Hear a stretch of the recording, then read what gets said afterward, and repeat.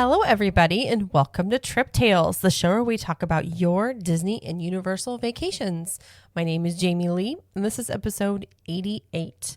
The Capture the Magic Network is sponsored by Zip Travel, the most magical travel agency on earth. They can help you make memories that will last a lifetime, from booking Disney World vacations, but they can book many other destinations for you, like Universal Orlando, the new Epic Universe, SeaWorld, beach vacations, international destinations, and beyond. Visit vacationwithzip.com to get a free quote and be paired with either Lauren or Kendall, and they will take care of booking your vacation for you free of charge. Now, if you do book with Zip, you will receive a little gift during your trip as a thank you for supporting the agency and the network. And from us, you'll get a free t-shirt. So take advantage of their knowledge and their experience and start the planning process today. Again, that's vacationwithzip.com to get started. Well, Happy New Year, technically, to everybody. This is our first episode back for 2025, and we took a little bit of a break. I was not able to record a December episode for you guys. I apologize. Schedules got in the way, but the December episode is actually the one you're going to be hearing today.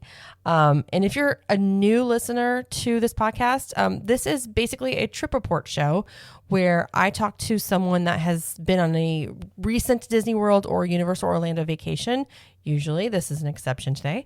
And we talk about things like their hotel stay, lightning lanes, cast members, crowd levels, weather, rides, dining, literally everything. You can probably hear a thing or two that you may have not heard of before, or might be a great tip for your next trip.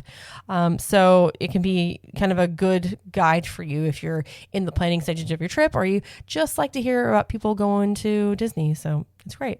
I'm always looking for guests for future episodes. So if you'd like to be a guest, please visit ctmtriptales.com. Click on Be on Trip Tales at the top and fill in as much information as you can about your trip.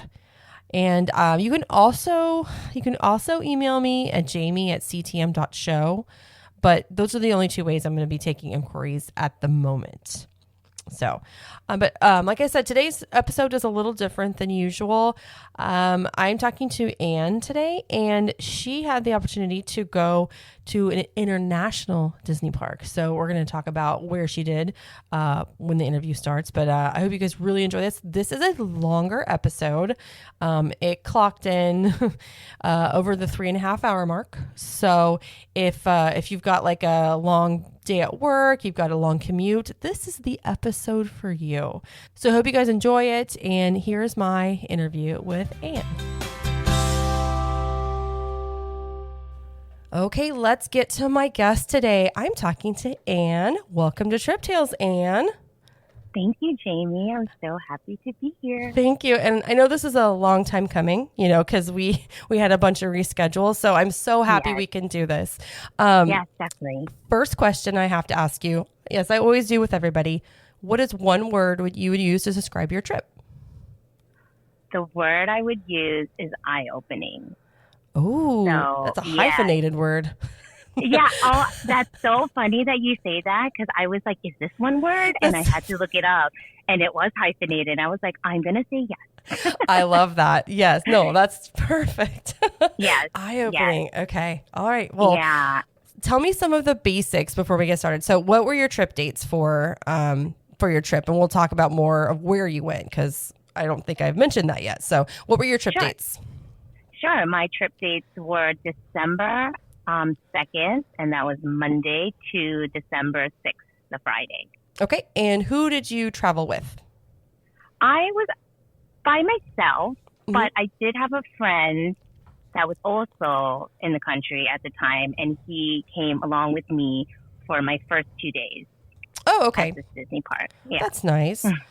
And where did you stay while you were there? So I don't usually like to stay at Disney resorts because they are pretty pricey. So I try to save money by staying off-site. Okay. But because I've never been to Japan, I was like, I got to do it. I got to stay at a Disney resort. So the first 2 nights I stayed at the Toy Story Hotel. Oh, gosh. Okay. That's awesome. And then the second 2 nights, I I moved over to the Sheraton, which is right nearby. It's like a Disney area hotel as well. Okay. All right. And what kind of park tickets did you get?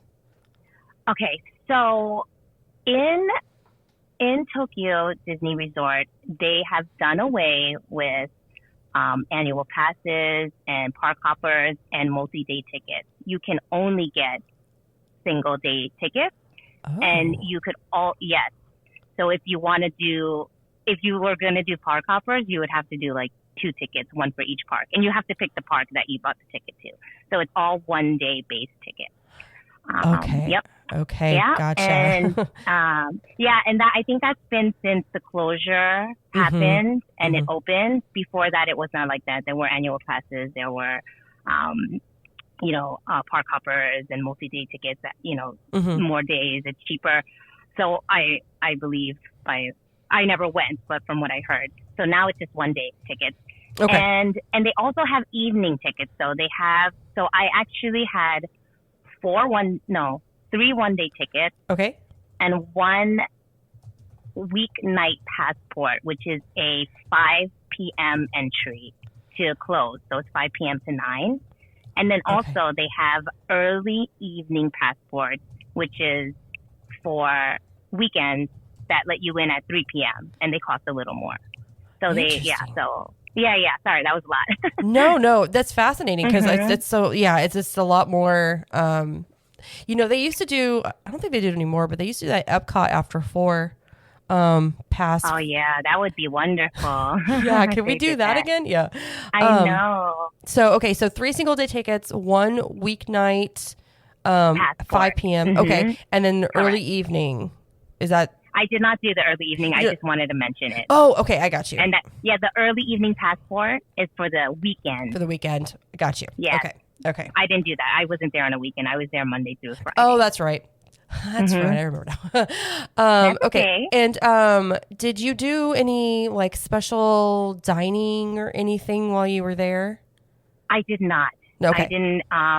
Yes, so I didn't decide to do that because there were a couple of places that I thought I would like to sit down and eat, but I wasn't there as many days as I would have. If I was there longer, I would have took that opportunity, but I didn't want to spend 2 hours or so in a restaurant, you know. So especially if you were by yourself. Yeah. I'm not with somebody, but then also like I'd rather take that time and go to the park. And they have a lot of snacks and things. So, like, take that opportunity and eat all that stuff, right? Absolutely. Yeah. Okay, so we got the basics down. And in case you're listening and didn't catch that, she went to Tokyo. And I'm so excited to hear about this. So tell me, how did you get to Tokyo? Okay, so I saved Disney for the last leg of my trip. So I was in Japan for a good number of days, but I wanted to end it with the magic. And I also wanted to make sure that I was like, my body was acclimated to the country's timing. So I didn't want to, I wanted to be totally focused on Disney. So I kept it at the end. Okay. So I flew into Tokyo and I stayed in the area. So before I went to Disney, I stayed in Tsukiji. Okay. And that is actually quite close to Disney. I took one of their trains there, like a regular train. It's the JR line, which is Japanese railway. Okay. And it was a 2 rapid stops, which is like express stops, to Maihama Station. So Maihama Station is the regular like train station to get off. Okay. To then get to the Disney monorail. Okay. Yeah, so it's super close. Like it's literally like you're just taking a train to Disney, like a few stops. That's it. It was crazy. It was crazy close. How long did that take? So at the end of the night, because I stayed at Toy Story, but my friend that stayed with me was with me for 2 days. He went back to his hotel in Tsukiji. It took him 25 minutes. Okay. That's not too bad at all. That's amazing. Like, imagine if we can go to Disney like that. Oh my gosh. Like Disney World. Yes. It takes 25 minutes on a bus to get to I know. Yeah. 25 minutes on a bus at a hotel in the area. Right. Exactly. Right. Okay. So, so go ahead. Yeah. Sorry. So I took a train. I was in, Tokyo proper. Took a train there to get to a monorail, and they have a monorail with 4 stations. Okay. Right. So when you get to Maihama Station, the JR line, the line there on the monorail is the Resort Gateway Station. Okay. So that is like their it's called Expiari. It's like their Disney Springs downtown Disney area. So that station has that, and it has the JR line. Okay. So from there, I took the monorail 2 stops to Bayside Station, which is the Disney official hotel stop. Okay. That has Fantasy Springs Hotel, Toy Story Hotel, Hilton Tokyo Bay Hotel, and the Sheraton Grand Tokyo Bay Hotel. It also has some other hotels, but I don't know them, but there's a few there. Mm-hmm. So I took it 2 stops to get to the the Toy Story Hotel. Okay. And like I said, the monorail is 4 stops, and it goes one way. So you're just one way, and it goes the 4 stops all the time. So yep. Does it move pretty fast? I mean, does it faster than? It comes. It's really good. So they have signs there, and it tells you it's coming in 7 minutes, it's coming in 6 minutes, it's coming in 8 minutes, whatever it is. Yeah. It's there. It's accurate, and I've never waited that long, and it's very efficient. We don't have to wait for anyone to bring those things so that the wheelchairs can go up. The monorail is right. Good. Yeah. Oh, that's awesome. Because that takes time, right? Yeah, it's really good, and it's beautiful, and it's quick. Yeah. Right. Awesome. That's awesome. So you went to your Toy Story hotel? Yes. Okay. I kind of want to talk about the monorail passes really quick, if you guys wanted to hear that. Please. Yeah. So the monorail, you can buy single ride tickets, which is 300 yen, and kids is half off, so it's 150 yen. And but the single ride tickets, it's just like a little paper ticket, tiny little paper ticket, right? Okay. But you can get 1 to 4 day passes. Okay. Which is unlimited rides per day. And what's cool about that is every machine has a different design, and you can look at the machine and you get this cute design on your paper ticket when you get day passes. Oh, okay. Yeah, it's really cute. So, and they have special ones when there's like special events going on, like when Fantasy Springs opened, they had Fantasy Springs things, and then Halloween and Christmas. So they have special limited edition, like day pass designs. And all of them have different ones. So sometimes you just go and buy one every day. Even though if you buy more days, you save more money. But, it's so cheap. It's so cheap. Like it's 1 to 4 day passes is between $4.50 and $9.65. Whoa. So, yeah. So like a day pass is $4.50, and a 4-day pass is like less than $10. And you can ride as much as you want. Mm-hmm. Yes. Oh, yes. Okay. That's very nice. I like to hear that. I know. Yes. Very cute. And kids are half price here too. So any tickets, the kids are half price. The one thing you should know is that they only accept cash or physical Suica cards. So Suica cards is something you're probably going to use if you go to Japan. It's kind of like their transit card, but you could also use it at like convenience stores and certain stores. It's kind of like, it's like prepaid card, but it's mostly transit related, but you could also go to 7-Eleven and stuff. But so these machines only take cash or the physical Suica card, because you could have a Suica card on your phone too. Okay. And they don't take it. But if you don't have cash or the physical Suica card, you can use your phone to tap into the turnstile. But then you don't get your cute little card. So that happened to me the last day. I wanted to get another card, and I didn't have any cash, so that's a bummer. But yeah, nice. And it operates between 6:31 a.m. to 11:30 p.m. Okay. Yep. All right. So that's nice. So the Toy Story Hotel. Yes. So I went 2 nights. It was Monday, December 2nd to Wednesday, December 4th. It was a total of 99,000 yen. So that was about $320 a night, which isn't terrible. That's not bad. Yeah, it's not terrible. It's super cute. I think it's great for families. I walked in and there's like a playground and they decorated it with Christmas stuff, with ornaments. It's really cute. Mm-hmm. And you go into the front desk and they have this huge, Light Bright board that says like, you've got a friend in me. Aww. And it's got Rex on it. It's adorable. Yeah. That's so cute. So what's good about staying at the resort, a Disney resort specific, is that that's the only way you can get paper tickets now. You cannot buy tickets at the booth at any of the parks.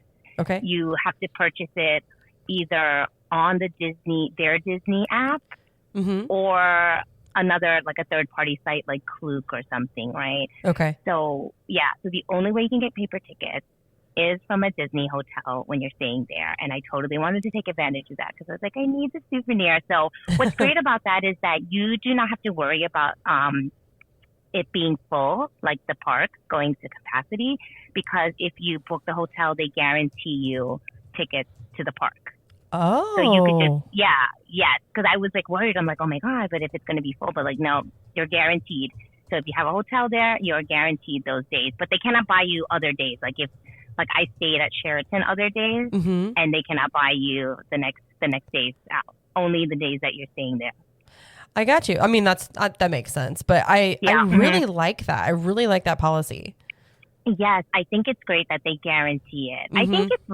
I think it's less important now. I think it was really important when they first opened because they had limited capacity, and it was like really it was really filling up. Mm-hmm. As from what I saw. I think now there isn't. I haven't seen any days where you couldn't get tickets, but I mean, it's great to be, guaranteed that you'll get a ticket if the park somehow is full at capacity. Right. So that's great. So you could purchase that at the same floor as the guest service counter is the same floor, the lobby. Mm-hmm. What you want to take note is that you cannot buy those weeknight or evening passes from them, because I tried to buy it because the day I was checking in, I was going just at night, mm-hmm. and I tried to buy it, and they're like, no, you can't buy it here. You have to buy it on the app. So it's only 1 day tickets that they sell at the hotel. Yeah. For simplicity purposes, mm-hmm. it's probably very easy for them to just be like, yeah, we only do single nights. That's it. No other passes. It's like, it's just very simple for them. Are they? You may not know, so I don't know. But will mm-hmm. they ever bring back the annual passes or anything? So nobody knows because I follow people and they talk about it, and it hasn't been said that it's not. It hasn't been said it is. It mm-hmm. is up in the air, and nobody knows. Okay. But yeah, interesting. I could imagine being a local and being very frustrated about that, because then you'd have to be very strategic about when you want to go instead of being like, oh, I'm free today, I'm going to go, because you're paying full price all the time, right? Right. So that's a bummer for them. So hopefully sooner than later, but no words on that from what I heard from the grapevine. Gotcha. So mm-hmm. the hotel, what other amenities do they have in the hotel? Oh my God. What's so sad? It's like I came in this day, but I was doing, since I wasn't going back to like Tokyo proper, mm-hmm. I did all my shopping or whatever I had to do last minute, and I came here and I didn't really explore. Okay. Oh my God, I don't even know, but I know they have a restaurant like Lotto's Cafe. Mm-hmm. I did not go there.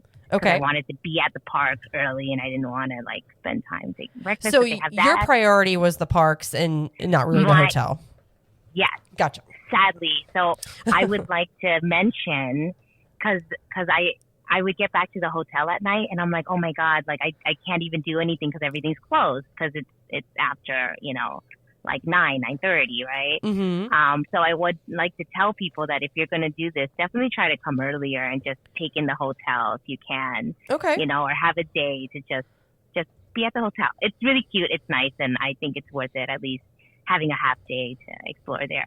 But they have a restaurant and they have a convenience store that I did not know until like the last day. So convenience stores in Japan are really a big thing, and they're very convenient. Mm-hmm. They have delicious sandwiches and salads and rice balls and drinks. Mm-hmm. And everything is very cheap. It's much cheaper than anything in the States, right? Okay. Like if you get a water, it's like 85 cents. Ooh, Like, I love that. I know. I was so surprised. I was like, oh my God, I'm going to buy water. Yeah. So they have a convenience store there, which I never got to utilize because I did not know it was there. That's But so that's funny. Palazzo's Cafe. Okay. They have like a big playground for kids. Mm-hmm. I don't know if there's a pool. If there, I didn't see one. Okay. I didn't go. There might. I don't know. Yeah, I didn't see one. But other than that, yeah, I don't know. They have a parking lot there right in the front. Right. I've seen that. It's like a large structure. Mm-hmm. Yeah, but sadly, I really did not get to hang out there much. But it's Okay. adorable. I Yeah. tell you that. Yeah, no, I've seen pictures and stuff, and it looks Mhm. adorable. So, this would be like if we ever brought our kids over to Tokyo, this would be the one we Yes. would stay at for sure. I think you should definitely. Mhm. Yeah. So other great things about staying at a Disney hotel is that you get this special thing called Happy Entry, which Okay. is you get to enter the park 15 minutes before other guests. I know that Okay. sounds crazy because like I was like 15 minutes, but it really does help you just kind of get in front of everybody. Mhm. And it's great, you know. So you have to check the hotel you're staying at. Because unfortunately, so I was at the Toy Story Hotel. They only give you Happy Entry for Disneyland. They did not give it to me for Disneysea. So I'm on the website right now, and it says the Tokyo Toy Story Hotel and Celebration is only Disneyland. If you are in the Fantasy Springs Hotel, Disneyland Hotel, Ambassador Hotel, or Miracosta Hotel, you can do both. So Tokyo Okay. Disneyland or Tokyo Disneysea. Are But then I those also more saw an expensive? accident. They are more expensive. Okay. Yes. So I think Celebration is like it's not even on property. Like you got to get there and take a bus somewhere else. I don't think it's that far, but it's not in the loop of the monorail. Okay. All the rest of them are on the monorail loop, Okay. or actually at the park, right? Okay. Yeah. So the Toy Story Hotel, I think it's kind of supposed to be like a value or moderate, Gotcha. and then the other ones are more expensive. Yeah. Okay. Yeah, but definitely check the site because right now I'm looking. It says guests staying at Tokyo Disneyland Hotel are not eligible for Happy Entry to Tokyo Disneysea until further notice. Further notice. So, Okay. Yeah. So I don't know. But yeah, so I only got a Happy Entry for Disneyland, and they ask you when you check in when you're gonna go to Disneyland, and they give you these special paper tickets that say Happy Entry and what date you're going, Mhm. and how many, and give it to how many guests you have in your room. Okay. Right? Yeah. So that's Interesting. pretty cool. Yeah, and I'll get into that when I actually go, the day I go. Okay. Yeah. I was going to ask you, what time did you arrive to the hotel? I don't think I asked you that. So I think I was there around maybe 2-ish. Okay. Yeah. Yeah. And were I was you there. going to go to the park that night or? Yes. You- Yes. okay. I'm going. Oh, okay. Okay. I just wanted to make sure. No, yeah, I am. I wasn't planning, and then I was like, you know what? Because I only did 3 days Mm-hmm. planning, full days, 2 sea days and 1 Disneyland day, and I was like, you know what? I'm gonna be there. They have this night pass. I'll take Do the night advantage of pass. it. Yeah, and then also just to try to get the heavy hitter Mhm. rides if I can, and the nighttime Mhm. parades, so I don't feel as stressed the 1 full day I'm there. That Gotcha. was my idea. Yeah. Gotcha. Okay. So yeah. Sounds So cool thing about the room is that you get slippers that have like Woody on them, Oh. and on the bottom it says Andy on one of the slippers, and you get to keep them. Oh my gosh. Yes, it's pretty adorable, and you get Buzz Lightyear themed pajamas. You don't get to keep, but you feel great wearing them. So that was really cute, and I was very sad. I was like, "Can I buy these?" Oh my They don't have gosh. them. Oh, that's so Mhm. adorable. It is adorable. And when I looked in my room, I had 2 twin size beds. Mm-hmm. And when I looked later, I was like, what is this box? And it was a box with like pillows. Mm-hmm. And then when I looked in the other bed, there's like a trundle. So like, is that what it's called? You pull out Yeah. another bed. Yeah. Mhm. So that was cool. So I guess I was in a room with like 3 people. Like Oh, okay. that 3 people could fit. Yeah. So that could be a good room for you guys, maybe. Yeah. I mean, guess 4. Yeah. we have 4, but my son, he has his own little blow up bed. So we could always bring that. That's interesting. I mean, so it's interesting that they do the twin beds, you know, like, because we don't really see that here. So that is interesting. It is weird. Yeah. I was like, this is strange. I feel like I've never seen a twin bed in the States, but you know, yeah. What it is over there. There you go. Well, that's cool. So did you, I know you probably didn't spend much time at the hotel, but what time were you going to go over to the park? I was going to go at 5 p.m. Right at 5. Okay. I mean, that's what I was planning to do. So my friend, he came with me.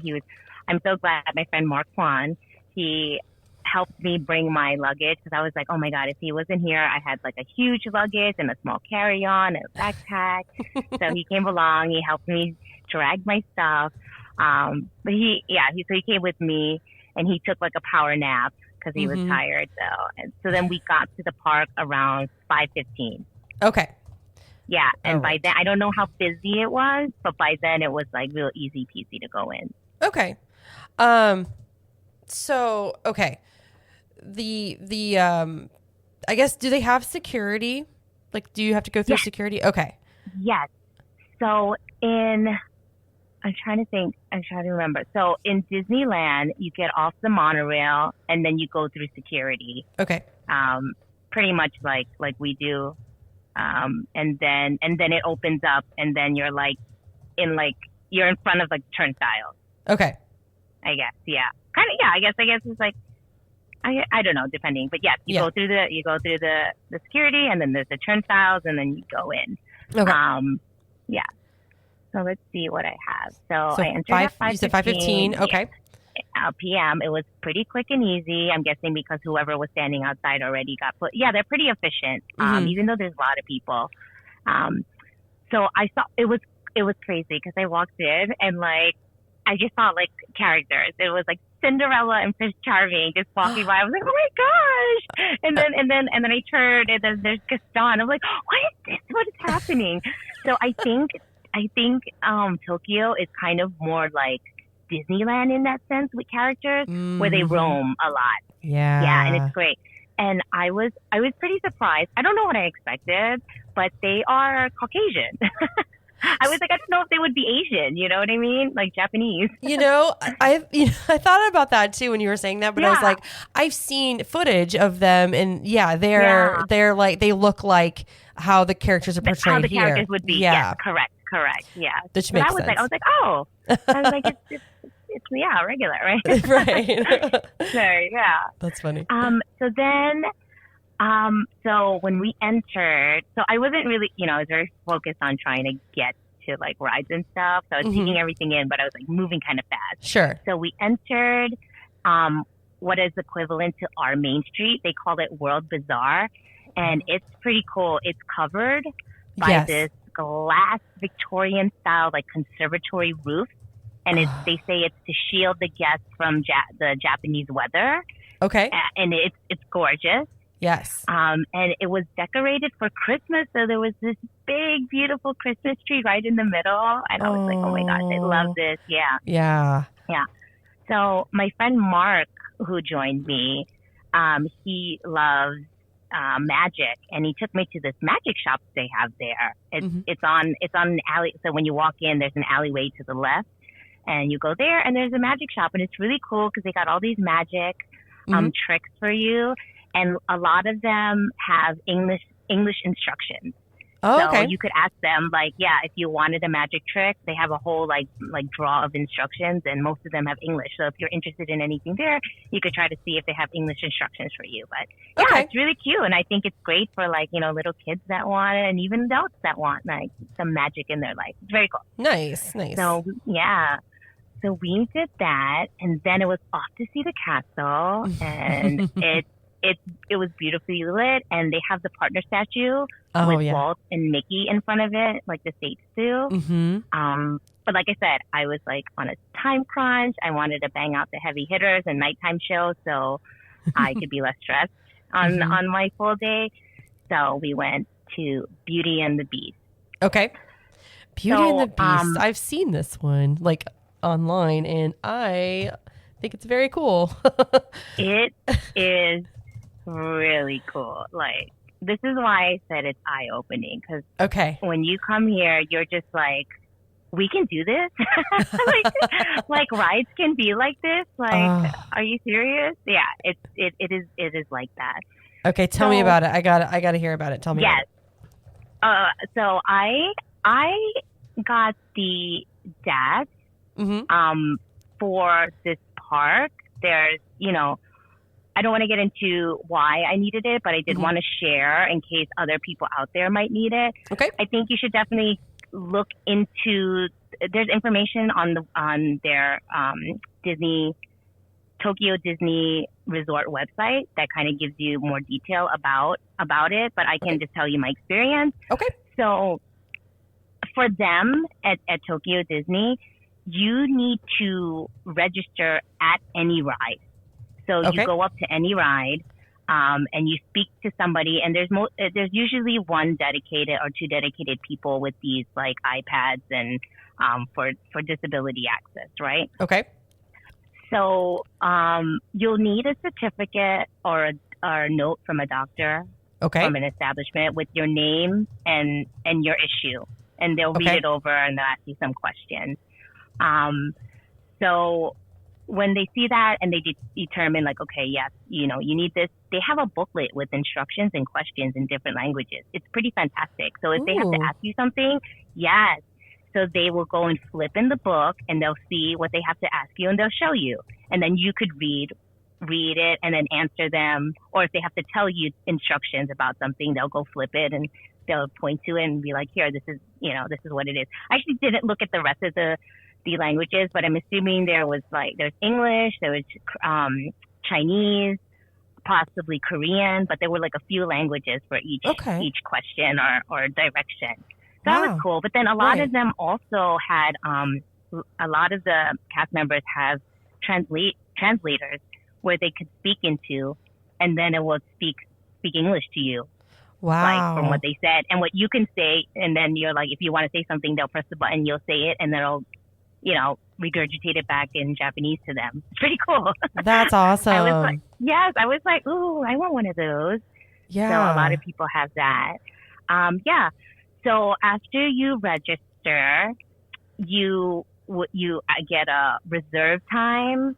I don't know. I think that's what they call return times. You reserve the ride. Okay. And I would suggest you go to the ride where you want to get your reserve time, because they could only do it for that ride. So if you want, if you're at Beauty of the Beast, but you want a return time for Pooh's Honey Hunt, you shouldn't register that. You can, but then you have to go to Pooh's Honey Hunt to go get your time. Right. So, gotcha. I mean, best thing is to reserve at where you want the time, but not necessary. Okay. So we got a return time for Beauty and the Beast. So you still have to wait for that. And is it similar to how they do it in the States? So in the States, when you get a return time with DAS, you can go back anytime after your time is called. So let's say your time is 12 p.m. You can go from 12 p.m. to the end of the day. The thing is, you can't get another return time until you either cancel that one or you go to that ride and then you tap in, right? Gotcha. Here, I don't know what to tell you. I was very confused. So I got the return time and I thought it was the same. But then I ran into some issues later where like it falls off my app and I don't know what it is. It was very weird. What I saw sometimes was like you had 15 minutes to get there. Like you had from when it started to 15 minutes. I don't know. It's very confusing. So that's something that you guys have to figure out on you, because it seemed different. I don't know. Okay. Yeah. I was just curious. Yes. Yeah. No. Good questions. I don't know the answer. That's fine. I'll talk more about that too later. Okay. So it was a 120-minute wait for Beauty and the Beast. So okay. So I was there at 5:40, and then we had like a 7:20 return time. So basically, you just waited for the ride, just not in the queue. Correct. Basically. Correct. So Okay. I think that works the same as like you're waiting outside instead of in the physical queue. Gotcha. And that you could only get one return time at a time. Gotcha. Okay. Yep. So our first ride was Pooh's Honey Hunt. Okay. The posted wait time was 50 minutes. It ended up being 30 minutes. Okay. And outside that, they had the popcorn cart, because Japan is really known for their popcorn and all their many, many flavors. Mm-hmm. So I was like, okay, it's going to be a longish wait. Let's get some popcorn. So I got the honey flavored popcorn from there. It was okay. I mean, it's okay. Okay. It wasn't like amazing, but the popcorn there is super cheap. So if you don't like something, it's great. Nice. I have how much it costs later, so I'll tell you that. But it's a few bucks. It's nothing. Okay. So I love Pooh. I love Pooh in Disney World. And I was like, okay, it's going to be cute. Oh my gosh, it was so good. I cannot tell you. I was like, how are these rides going to get any better? Oh. This ride was so good. So you sit in I think like a honey pot, right? Kind of like the same. Mm-hmm. And you have a few people with you and you kind of move within each room together. Okay. Like Minnie and Mickey's, because this is a trackless ride, and I think it's their first trackless ride from all of Disney, and it debuted in 2000. So it's like Minnie and Mickey, where there's a few of you, few honey pots running around. But what's amazing about this is like you're not missing anything. Everybody gets to the area. Mm-hmm. I feel like in Mickey's Runaway Railway, you don't see everything. Everybody has a different view, like one leaves earlier, one comes in the room later. I don't know, but Pooh's Honey Hut is great. Mm-hmm. I couldn't believe it. I was like, oh my God, that's it. It's over. This is the best ride ever. It's so good. I'm not going to spoil stuff, but like it's every room. It's so spectacular. It's fun.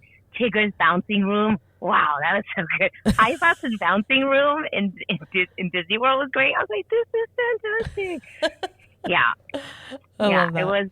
I felt like such a kid. I was very excited. So that's very awesome. Good. Please don't miss that. Okay. And then we went to the Haunted Mansion. Oh yes. Oh my God, this was amazing too. I couldn't. So we entered at 6:30. Okay. It was 25 minutes. I don't know what it was posted, but it was 25 minutes to get to the stretching room. Okay. I did not know. I had no idea that they do the Nightmare Before Christmas layover too. I know you and Jared do not like Nightmare Before Christmas. It's not our thing, but it's okay. Yeah. I know it's not your thing, but if you obviously have gone to the Haunted Mansion and then you go, have you ever been to the overlay in Disneyland? No, we haven't. Now, you said, I'm not a fan of NBC, but I would definitely love to see this. Yeah. I was going to say, you don't have to be a fan to appreciate how much they do to transform this. Because like Space Mountain, they turn off the lights on the Halloween party, or they put on lights and Christmas music for the Christmas party. This is nothing like that. The whole thing is changed. The stretching room pictures are changed. Everything is changed, and they put all these decorations. It's phenomenal. And I was so pleasantly surprised because I had no idea that they did this here. And it was excellent, and I loved it, and it was very good. So when we came out of the Haunted Mansion, it was like almost time for their nighttime parade. It was the Electric Parade Dream Lights. So that ran from like mid-November till Christmas. Okay. So I don't know what is there now, but that was during that time. It was at 7:15. Okay. So I was like, oh my God, we got to get a spot. These people in Japan, these guests, take parade watching so seriously. They sit and wait for hours. Like, I could not believe. So what's great is that everybody in the first few rows, they all sit down. So they stay sitting, right? They stay sitting. They do not get up. They just sit down, which is amazing because everybody can see so much better. I mean, can somebody in the States start implementing this, please? Oh my gosh, wouldn't that be amazing? I know. I'm like, please. So they all sit down. I mean, the people in the back, obviously they're standing, but there's like rows and rows just sitting down. And the parade actually starts by the Haunted Mansion. So we were like near the front of the parade, which was great. So I didn't have to wait long for the parade to like get to where I was going. So I couldn't really go anywhere. I was like, where do we go? So we actually saw like a seating area, kind of like Casey's Corners hot dog, you know how they have seating area outside. So that was like, it was called Captain Hook's Gallery. Okay. And all the tables were full, but we kind of asked like people that had extra seats, like, hey, can we borrow a seat? And we just like moved them between, you know, like the tables just to be able to see. And it was great. And we just saw from there was like a few trees like in our way, but like it was fine. I'm not about waiting for an hour to get a view. I can't. I just cannot. Cool. Yeah, I cannot. So what was really interesting about this parade was that they made gaps during the parade 3 times so people can cross from one side to the other. And I was like, are you serious? Ooh. So the parade had these gaps, right? And then people would, the cast members would come with ropes across, and then they'll like tell people like, cross, go, go, go. And they'll have like 2 minutes to cross or whatever. And then they'll cut the rope, and they won't let people cross again. And then the parade comes. So it's like they have these built-in gaps in the parade 3 times so people can go and walk. And I think that is such a fantastic idea, because I know every time at Disney World, I'm like, oh my God, we're not going to be able to we got to get to this point, or we got to walk all the way around to get somewhere. So I think that was it's pretty genius on their part. Yeah, that probably helps with like crowd. Just crowd. Yeah, right. That's cool. That's cool. Yeah, because the parade is about 35 to 40 minutes long. So if you can't get across for that long, it's a long parade. Yep. And Genie was my favorite. I love this parade. The lights are so beautiful, but Genie's so cool because he changes into like all the different characters, and it just goes bang, bang, bang, bang. He's like Cheshire Cat, Mickey, Donald, Pluto, like all the lights change. It's very cool. Oh, nice. So I think this is a must-see parade if you're in the area during that time. But I think all the parades are pretty good. So yeah, that's cool. Then we went to Enchanted Tales of Beauty and the Beast, and we had a 7:20 reserve time, and we got there at 7:55 p.m. Okay. And I didn't have any issues, so that's okay. My friend Mark, he's been to Disney a couple of times here in Japan, and he was very funny when we got on. He goes, "There's your life before Beauty and the Beast, and there's your life after Beauty and the Beast." And let me tell you, he was not wrong. Oh my gosh. Yeah. That's funny. So the pre-show was amazing. So you go in, and it's kind of like a staircase, and you're looking at a window that looks like a stained glass window, but it actually is a screen. So the screen kind of starts telling you that it's telling you the story of Beauty and the Beast. And then there's like 2 balconies to the left and right up high. And then like the Beast comes out, and I'm like, oh my gosh, like such a great animatronic. Awesome. And then Belle comes out on the other side, and it's wow, amazing. So That's their so pre-show cool. is a show on its own. And then the queue is really cute. I mean, since we were on the like lightning lane or express lane side, I know we missed some of it, but I heard it's very cute, and whatever we saw was pretty cute. There was like Mrs. Potts and Chip. They were chatting, and everything's in Japanese, so you don't really know what they're saying, but it's adorable. And then you get in the ride, and it is 10 seats. It's a big, I think you're in a cup. I think you're in you're either in a bowl or a cup. I think you're in the cups like Chip, like the teacups. Yeah, so right? like a teacup and a saucer. Yeah. And there's 4 people in the front and 6 people in the back, right? And you go with, I think, 4 or 5 other teacups, maybe 6. No, I think it's 6 teacups. So you kind of all go together.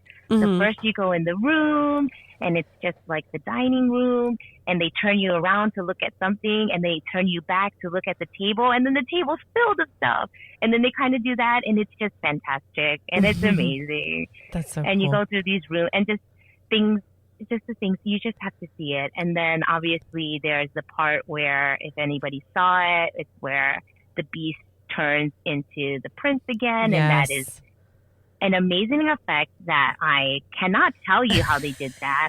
I was there it was in front of my face, and I could not see anything. I was like, is there strings? Is he standing on something? Can't tell you.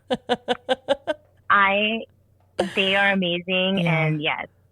And then you go to the last scene, and it's like you're dancing. So the teacups move too. They kind of dance. They like kind of move in like a circular kind of motion on the saucer bottom. So it gives the illusion that you're like dancing with Beauty and the Beast at the end, and you're in the ballroom. It's amazing. So yes, eye-opening indeed of how our rides could really be. Right. Oh, for sure. It's like, did it ruin the other rides you've been on, like in Disney World, or were you just like, oh man, I'd really want to go back? Or so this day didn't ruin it, but then when we come back for the full day, I have thoughts. Your thoughts? Okay. All right. Yeah.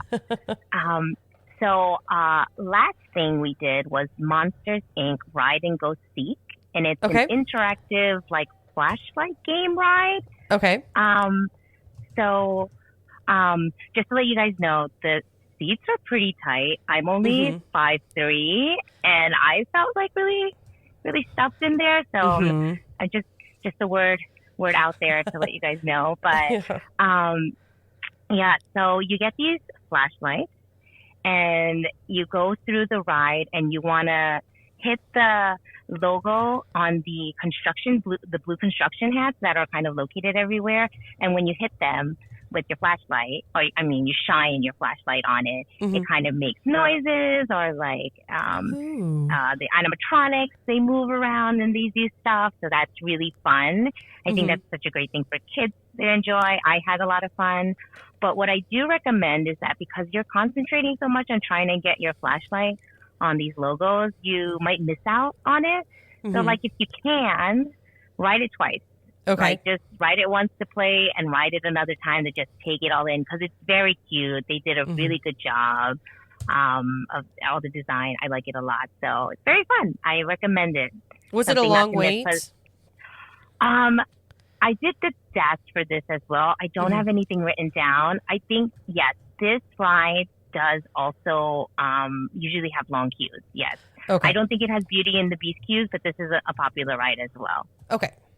Gotcha. Yeah. So, yep. Okay. And this was the last one you did of the night of the rides? This was the last one. Yep. Okay. And the park closes at 9. Okay. So the parks close at 9. It looks like all the time, and it's because trains like the JR line stop running at a certain time. So they want you, and they want their employees to be able to get out and home by train on time. So that's why they close at 9. Like everything stops at 9. Gotcha. Yeah. I was sad because I was like, please, I want to stay here longer. But yeah, that's why. So after the park closed, we took the monorail so we were in Disneyland, and we took the monorail to Gateway Station. So we got to Gateway Station, and we went to Ixpiari, which I told you is like the downtown Disney Springs kind of area for them. Yes. I didn't get to explore it much, but it's not anywhere like Disney Springs by any means. Okay. They have stores, restaurants and stuff, but it's on a much smaller scale. Okay. So we went there because we wanted to get dinner, because we didn't really eat. So we went to Yippuro. I can't pronounce it. It's the ramen place, and it closed at 10. So we rushed over, and we're like, I hope they take us. And they're pretty efficient. I think in Japan, like ramen is like a fast food thing. Like you go, you order, you eat, you get out. So there was like a little line, but we got in pretty fast, got our food fast, and we were able to get it in, and yeah, that was our day. So nice. I went back to the Toy Story Hotel, and my friend was like, I bet you I could probably get back before you do. And I was like, we'll see. And really, my friend probably didn't get back more than like 10 minutes after me, or 15 minutes after me. Nice. Yeah, so I want to mention that, because if you guys don't want to stay at Disney, and you might find a cheaper hotel outside, or you're already outside and you don't want to lug your stuff to another place, you can totally travel from, the main part of Tokyo to Disney. It's just like going from Queens to Manhattan. Yeah, Yeah. Yeah. Okay. Yeah, so That's good to know. Yeah. That's awesome. Okay, so what time were you done for the night? I don't even know what time this is. Like, is it? Yeah, so the park closes at 9, right? And then dinner the restaurant closed at 10. So we were probably there at like 9:15 or 9:30. Oh, okay. So we were done. Yeah, so we were done by like 10-ish. So I got back to the hotel, I'm gonna say 10:30, 10:45, something like that. Okay. Yeah, that's not too bad. Not too bad. Yeah. Okay, well, that was your first day. That was my first day. I didn't even do that much, but it was a lot, huh? No, it was. I mean, yeah, there's a lot of, especially when you first get there, just like taking it all in, and, there's a lot of that. Okay, so day 2, which park were you doing this day? Day 2, I was going to Disneysea. Okay. And this is a full park day. Okay. I've got to say, so I woke up and I looked out my window for the view, and it's amazing. I was on the bay side, like the Tokyo Bay side of the hotel, and it's gorgeous. It's so nice. So if you want to see, I would recommend the bay side. You open up your window, you see the whole Tokyo Bay, and you could actually see, on a good day, Mount Fuji to the right of you. It's pretty cool. Yeah. That's cool. Okay. Yeah. Okay. So cool. that was a nice wake up, and then I went straight to Disneysea. Okay. Did you do the 15-minute? Oh, you didn't have the 15-minute. I did not. So that's right. Okay. It does not have the 15 minutes for Tokyo in Toy Story Hotel. Okay. So, I just wanted to mention. So my friend bought his full day ticket from Klook. Okay. And you have to add your park ticket to the Tokyo Disney app. But in order to do that, you got to scan your QR code. So he had to send me a picture or something. Like we had to use 2 phones for him to scan in his park ticket into the app. Okay. If that makes sense. Yeah, you have to be able to do. So you either have to print it out and scan it, or try to get somebody's phone and try to scan it in. So that's gotcha. Yeah, that's a weird thing that you have to do. Okay. And then to connect with people, you could send your friend an invite link through the Tokyo Disney Resort app. Okay. So I gave his, whatever you sign into the app, your email, you can send that email from the app, a link, and then you connect that way. Okay. It's like the Disney, you got to play with it. It's going to be funky in the beginning, but you're going to be in it a lot, because I'm going to go through everything that you need to use for it, but you'll get used to it eventually. Okay. So I know that you got to go to the park really early to get all these passes and stuff that they have for you. Okay. Especially for Disneysea, because they have a new area called Fantasy Springs. I am aware of this area. I am very jealous. And we'll talk about it. Yeah. Don't be too jealous. It was actually a pain in the butt. So. Oh, okay. Yeah.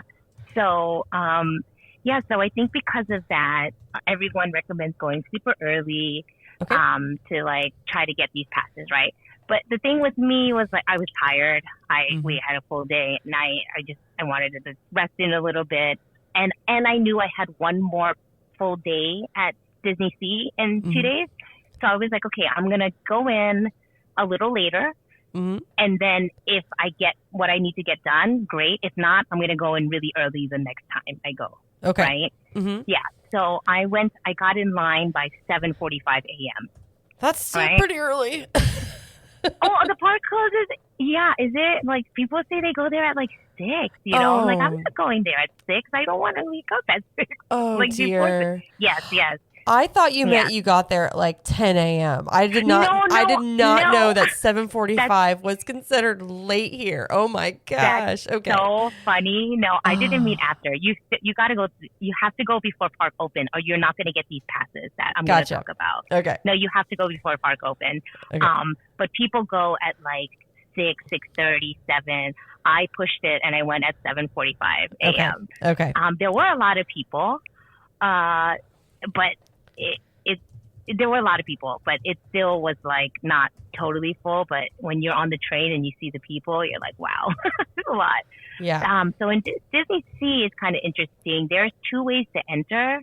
So when you get off the monorail, you can go left or right, and they're both entrances to Disney Sea. So Disney Sea, you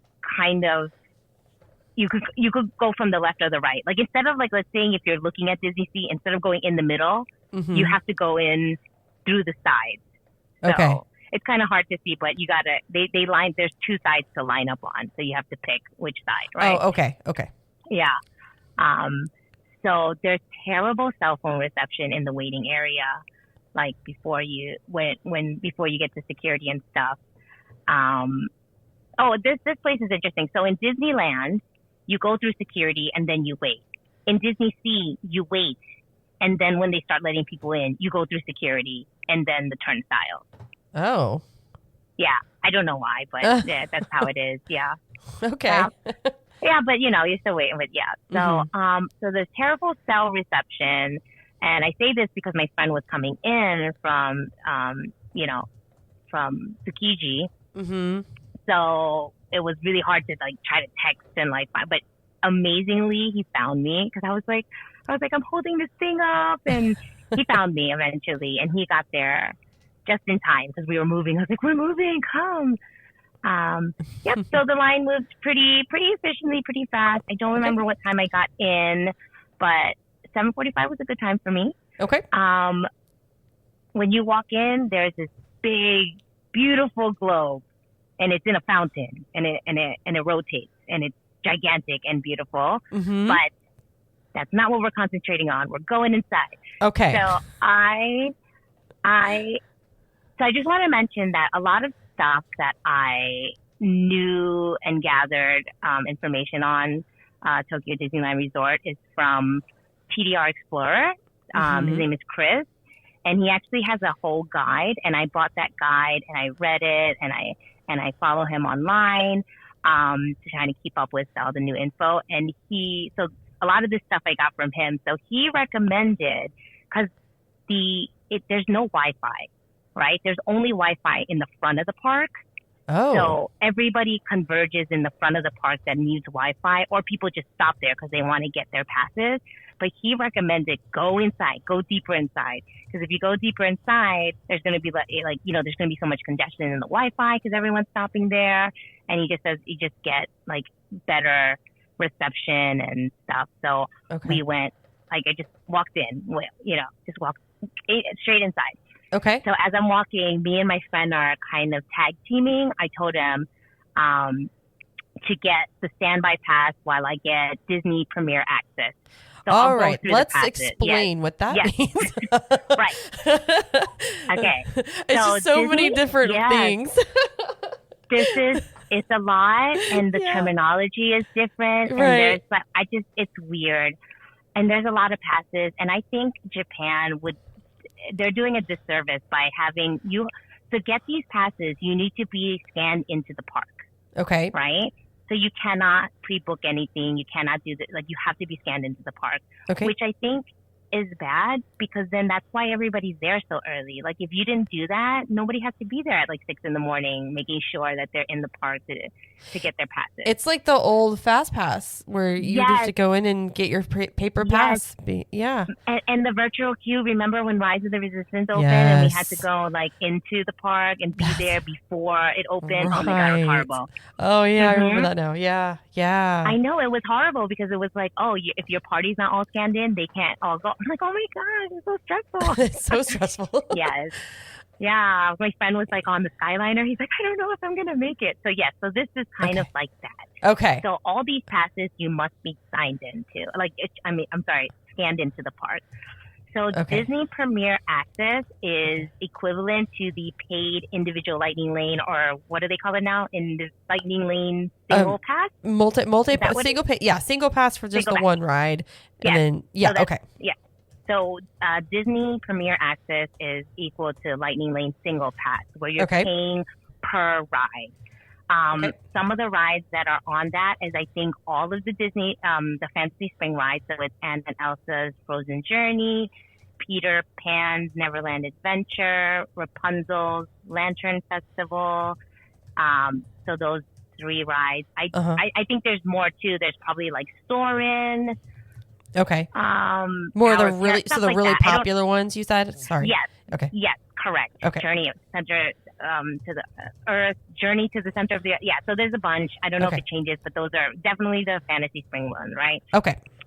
So I wanted Anna and Elsa's Frozen Journey because I believe they also have it in Standby Pass, but I feel like Standby Pass goes faster. So I'm like, I'm gonna get that.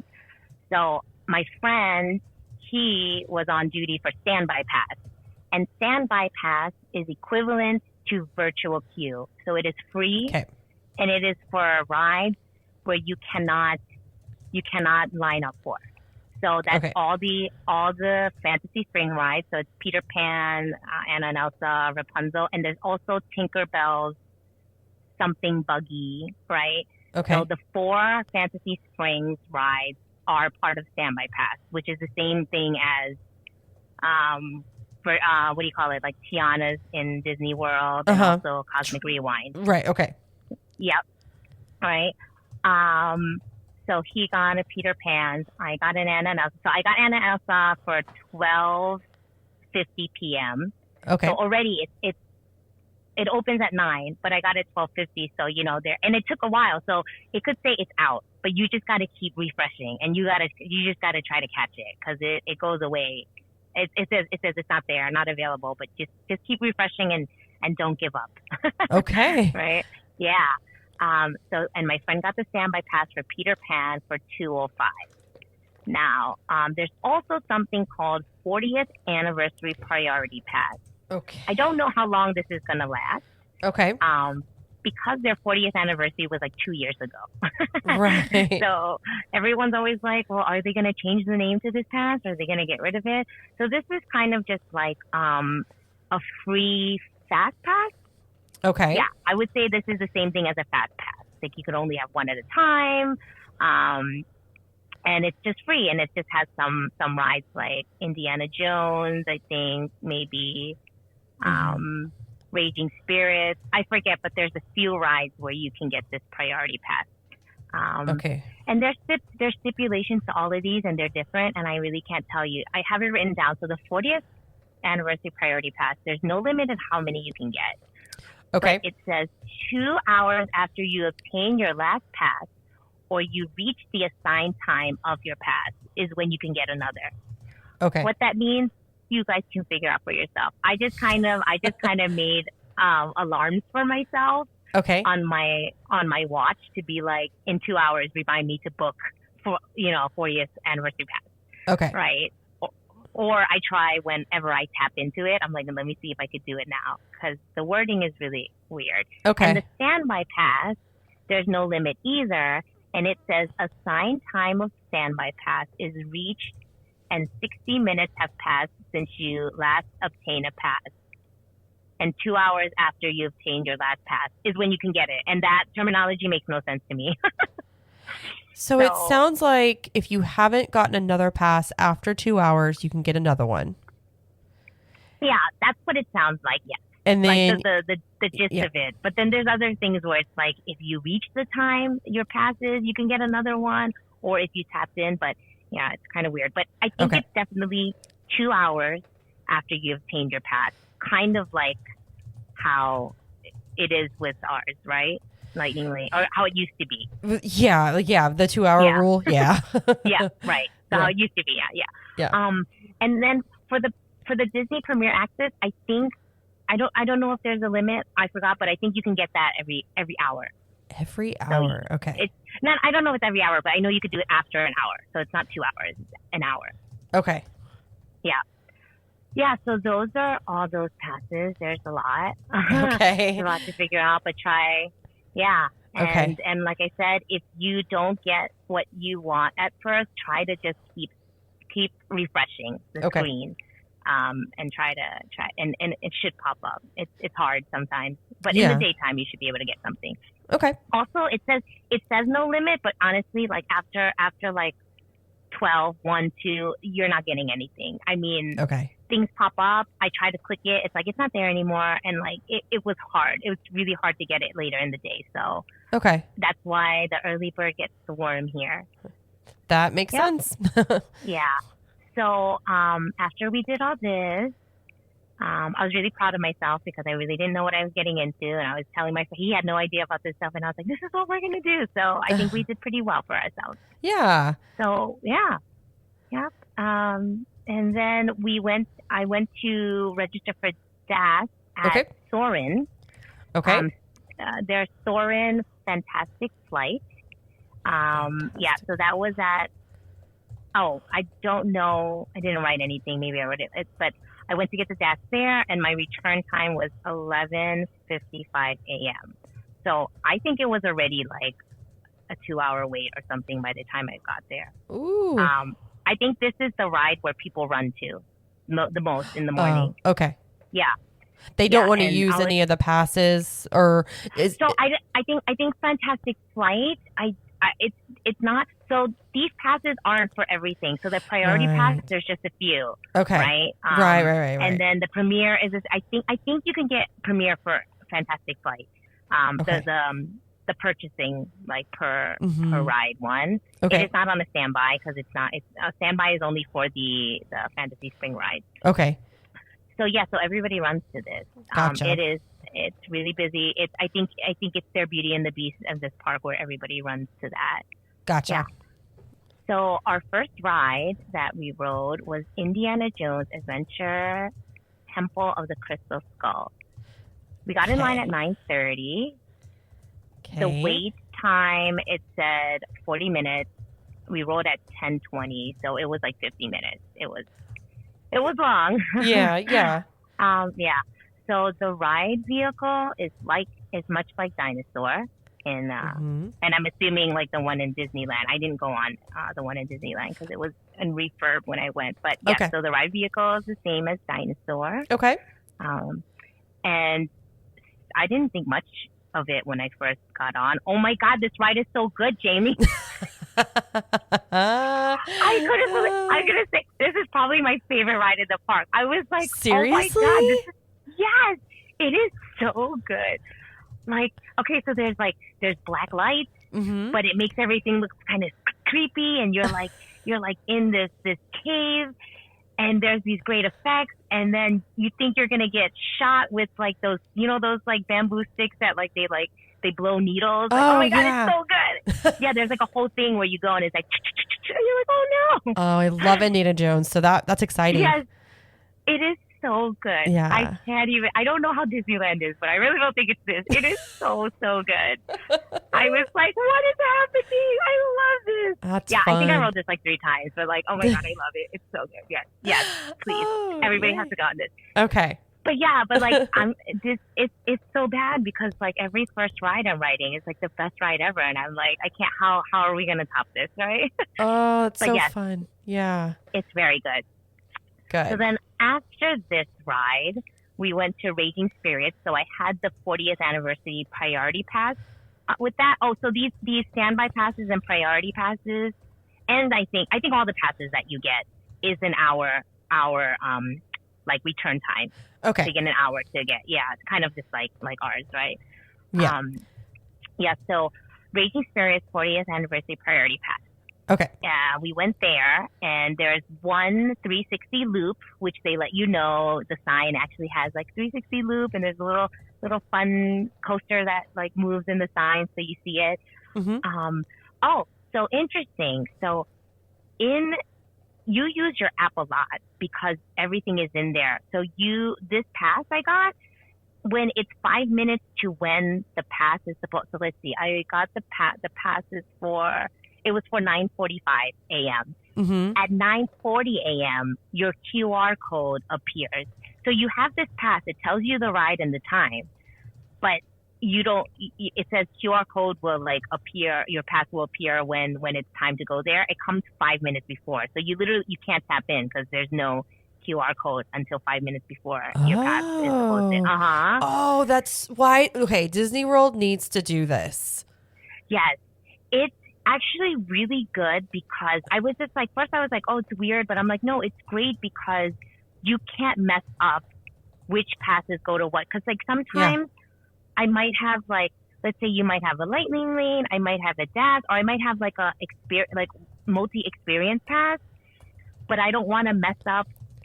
You know, I always afraid I'm gonna, scan into something, but it takes my multi-experience pass instead of taking something. You know what I mean? Like, there's no issue here with that because you're literally going to the pass and you're waiting for that QR code and it's for this ride and you have to find it to scan it in. That's definitely something. Cool. Yeah, that's definitely something they should implement if they can, or some like similar way where like you can't even like tap in your magic. Well, Magic Band's different though because. You know, it's kind of harder because it's just always, they just have the Magic Band there. That's true. That's true. I think what's great about this too is that if there's an issue with your ride mm-hmm. and it's down at your time, they give you like you can go anytime. But mm-hmm. then at the end of the day, if you don't use it, they automatically refund you. And they could do that because like you have this QR code thing and it's not weird. Because I think in Disney World, you can't do that. If you don't ride your ride, they don't automatically refund you. You got to go find an umbrella. Right. So mm-hmm. this one, they automatically, they said you could take it it's written on the pass. It's like ride anytime, or if you don't ride, you get refunded. Wow. So that's pretty cool. Yeah. See, that's awesome. Eye-opening. That is eye-opening. Yes, you were right. Yeah, the things that we could do. Yeah. Sure. So, so that was like the first time using like a QR code thing. Mm-hmm. This ride was boring. Ride was not good. Okay. It was just like, I mean, I guess it's cute because it's got like, I don't know. I don't like it. It's not worth it. They had quite long lines too. And I was like, it's very short. Mm-hmm. It's one little loop-de-loop and it's just like a regular small wooden coaster. I'm going to say it's, Okay. Yeah. I would say skip this if there's a long line. If not, then go. But I definitely was not happy that I got the 40th anniversary pass for this. It would have been way better to use it on Indiana.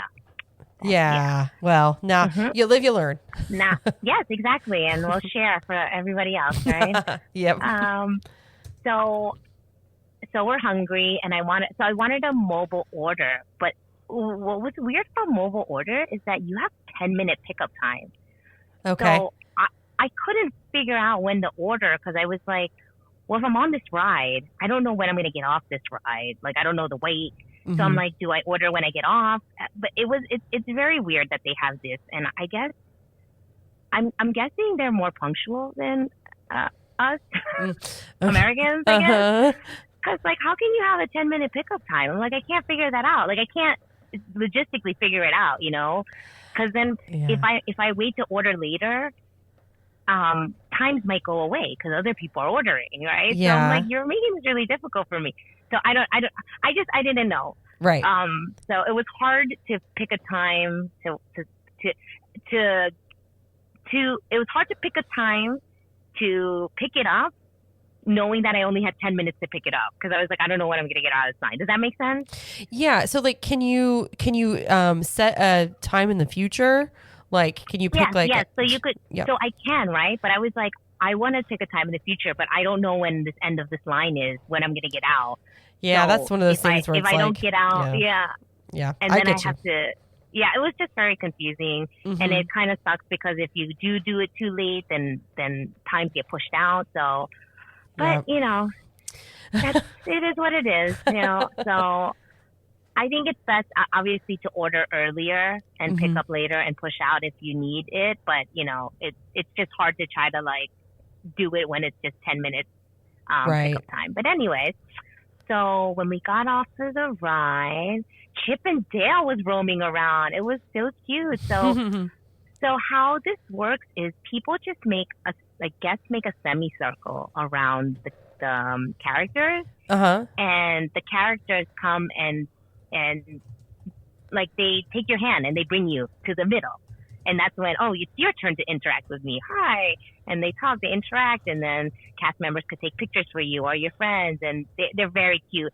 And what I really like about it is that they're not just picking kids. They are picking kids, obviously, but they are picking many adults too. I feel like in Disney World, the Mandalorian is never picking me. You know? So I'm just saying, I just feel. But maybe there's more adults too around these characters. But yeah, so maybe. yeah. Mhm. So so you just make a semicircle and you just gotta wait. And if you're dressed like them, or you kind of say their names and they see how excited, they kind of gravitate towards you a little bit more. But you know, if you wait long enough, they will talk to you. You know, you don't have to be worried about them not. I feel like in Disney World, I'm like, never gonna talk to me. So right, yeah, and all of them do that. You know, I feel like the way they do characters at Disney World is the only way that's like the only place that does it that way. I feel like Disneyland is more lax. It seems like Tokyo is way more lax. I think Disneyland Paris is the same way. Like at Disney World, just for some reason, people just lose their minds and they can't figure out how to be courteous. just chill. I know, it's very weird. So I never went so I've only gone to Disney World for the longest. I went to Disneyland Paris once, but I wasn't really into Disneyland. I like Disney, but I wasn't like, oh, we got to see characters. So I didn't really have the experience. But when I went to Disneyland in 2023, I was like, what is this? This is amazing. Like I could just see characters. I saw so many characters. I could not believe it. It was like character palooza. Yeah. Right? And they're just everywhere. And it's so easy to like take a picture or just interact with them. Because like I don't have to like see them all the time. If they just talk to me, say hi, that's like an experience on its own, you know? Sure. But like in Disney World, it's not like that. And then the times now, like I said, like the Mandalorian's out, he's not paying attention to me. I don't care. Right? So yeah. You love the Mandalorian. I would like to see him once. You know, I'd like to take a picture with him once. That's all I'm saying. I think, is it because it's Baby Yoda and like he's cute and like kids and stuff? I don't know. I mean, I think I also mention him a lot because there are no roaming characters. I mean, they're kind of there's some like, you know, Chip and Dale might come out a little bit here and there, but there's not really a lot of them. You know, the only time I ever see roaming characters is at the resorts. Like occasionally we'll see them walking around and they don't really have a set like meet and greet location, but yeah. That is nice, but I like to see them in the parks, you know. But I get it. There's so many people. I don't know, but here they're roaming around and they're really nice, and you just stand in a circle and you say hello, and it's very cute, and I love it. That's great. So after that, it was cute because my friend was recording me because I was like, it's my first time here, and then he was like, Chip, I was with Chip, he was like clapping and cheering and he was like pointing at me, and it was really cute. He got everybody involved to like be like, yay. Yeah. So then we went to Miguel's El Dorado Cantina. So I tried to mobile order here, but it was like 30 minutes out and we were like hungry like right now, right? Because I think it's like 10 o'clock or something, and we haven't eaten. So I was like, let's go to the line and go look at it. So we looked, and the line looked pretty long. Okay. But I told my friend, I was like, get in the line. I'm going to go to the bathroom. Let's just see how it moves. Right. And it went pretty fast. So don't be discouraged by lines there. I mean, there's some lines that you're just like, no way. But a lot of lines that like food carts, popcorn carts, restaurants, they look long, but they're really efficient and they move pretty fast. Okay. So don't be discouraged. Alrighty. I would say. So what's cool about here was when you're online and you're inside, the cast member, a cast member, kind of takes your order with a paper, like with stuff. So she circles it, or she writes like 1 or 2, and then when you get to the cashier, you kind of just show it to her. You pay it, and I think it just makes it like no issues with like language barrier, so you don't have any mistakes and things like that. So I think that's really cool. And I don't know if I mentioned it before. When I went to buy my day passes, at the Toy Story Hotel, they also did that where they're like, okay, here, what day do you want? What ticket? And they circled and they wrote the dates and they wrote whatever and they said, make sure this is right. And I look at it so that there's no mistakes, right? So I think it's a good idea just because there's that language barrier and that you're not, no, that's not the day. No, that's not the park I picked. You know what I'm saying? Yeah. So I think it's really cool. So they did that here where she kind of took my order first. And it was very easy. So we got a gyoza bun. Gyoza. Yes. So it's kind of like, I wouldn't say it's a very soft, delicious bun with some filling inside. I believe it's pork and vegetables. I am a huge fan of gyoza. So when you said it, I was like, ooh, I'm going to like this. So if you're thinking like gyoza dumplings, it's not like that. I don't know why it's called gyoza. It's more like a steamed bun kind of. I think I would assume you like it. It's like a soft, delicious bread. Okay. If you ever had Chinese buns, it's like that. It's good. Yeah. Gotcha. So, and then they have smoked chicken leg. So I'm not so into chicken.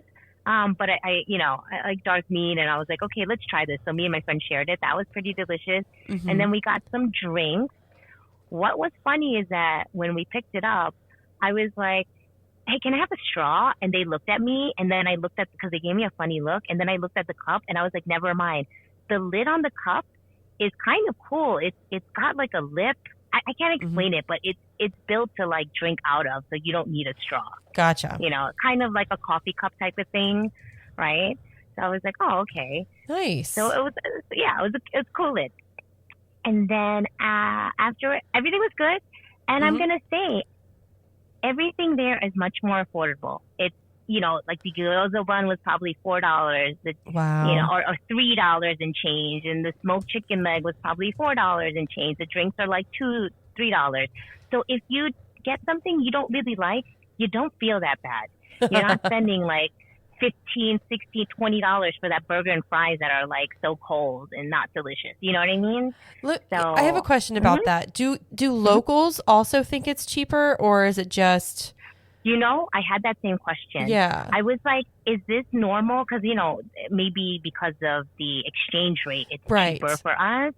I don't know that answer. Okay. Because something about Japan that I might want to mention is like, you don't really make friends with locals or strangers. Okay. I think they're not, like, I feel like in America, you could just go somewhere. You're like, hey, what's up? Oh, and you talk. You're at the bar. You're at a restaurant. You kind of just chit chat. Like that. I did not make friends or chit chat with anybody. Okay. They just don't. Just more private. More private. Yeah. More private to themselves. I don't know. Okay. Yeah. So it wasn't something I was able to ask anybody. But I actually asked my friend there. I was like, is this a good price for them, or is it actually like kind of pricey for them? I don't know the answer to that. Okay. But it's great for me. I can tell you that. Great for Americans. Okay. Yeah, great for America. Yes. So when we went to throw out our food, it was pretty cool too, because there's like the trash area was pretty clever. So they had openings for liquids, ice, and cups and tops. Like so if you have liquids, you could pour it out there. You have ice, you could pour, and it's all separated. And I was like, that's great. Because anytime I have a drink I don't finish, I feel bad putting it in the trash can because I'm like, it's going to spill over. Right. And, but what are you going to do? And this is great. It kind of separates it. So I thought that was really clever. That's awesome. And yeah, Japan has a lot of that clever stuff everywhere. The bathrooms there are fantastic. Oh, well, that's good to know. Yeah. I'll get into that later. Okay. So I also wanted the famous green alien mochi. Oh, yeah. Did you hear about? Yes. Yes. So that's like a huge thing, and there's 3 of them, and they're all different flavors. So there was actually a cart, like a small cart outside that people were lined up at to get these green alien mochis. Mine was pretty long, but then I noticed Yucatan Base Camp Grill. They take mobile order, and they had these. So I was like, I'm just gonna mobile order this. So I mobile ordered it with the souvenir container because I don't know why not, right? Right. And yes, and it was. I mean, I think these alien emojis are like $2-3, Mm-hmm. and then with the souvenir container, it's like $5 or $6. I don't know. It's pennies. Right. Just go for it. So like I said, you know how they had that like 10-minute like pickup window? Mm-hmm. So I had to kind of rush to get near there from Miguel's. It's not too far, but I had to walk a little bit to click I'm here because I didn't know what was going to happen if I missed my 10-minute window. Right. So that kind of, because then I also wanted to push it out, but it was too far out now if I tried to push the time.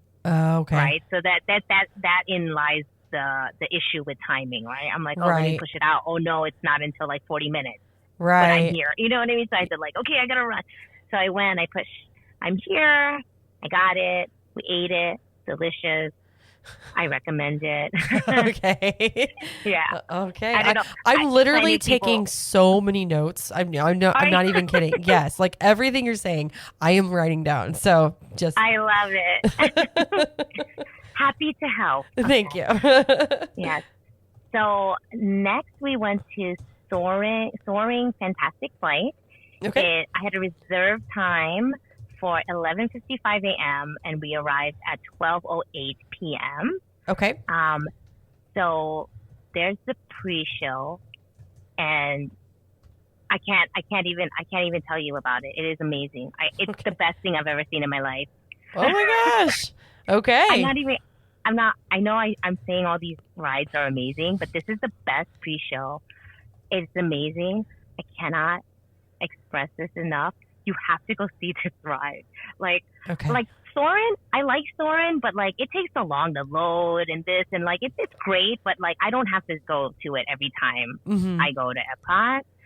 Oh my God, I would go to this every single time because of the pre-show. Okay.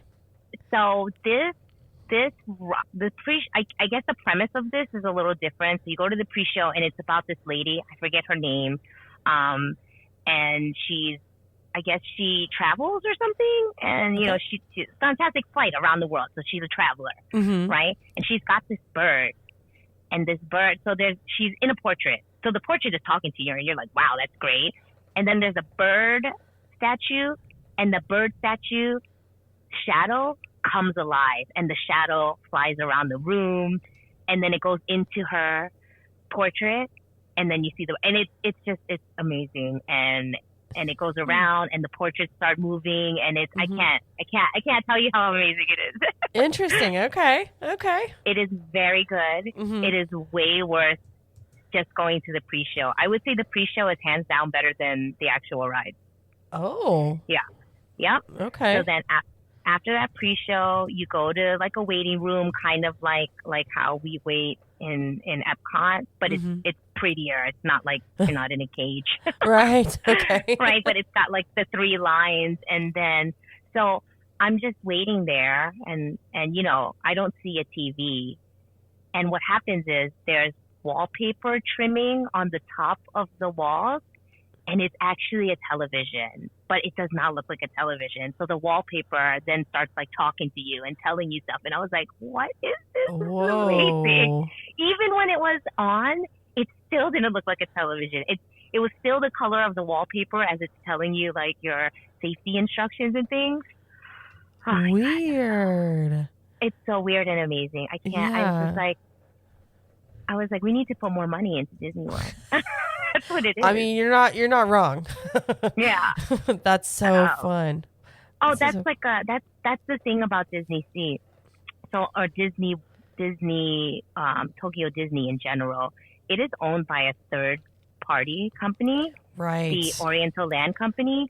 So they actually they have their own money, and that's why Disneysea is as amazing as it is. Disneysea is by far the best park I've been to. The ones that I've seen, it's so great, and you could tell by all these rides and things that they have that they really did not spare any expense. Yeah, and you really see it. That's awesome. Yes, so after that, it's just pretty much the same, except for there's no France. Okay. They replaced it with Tokyo, and at the end, it's instead of obviously Epcot, it's Disneysea. Okay. For the ride. So other than that, it's the same.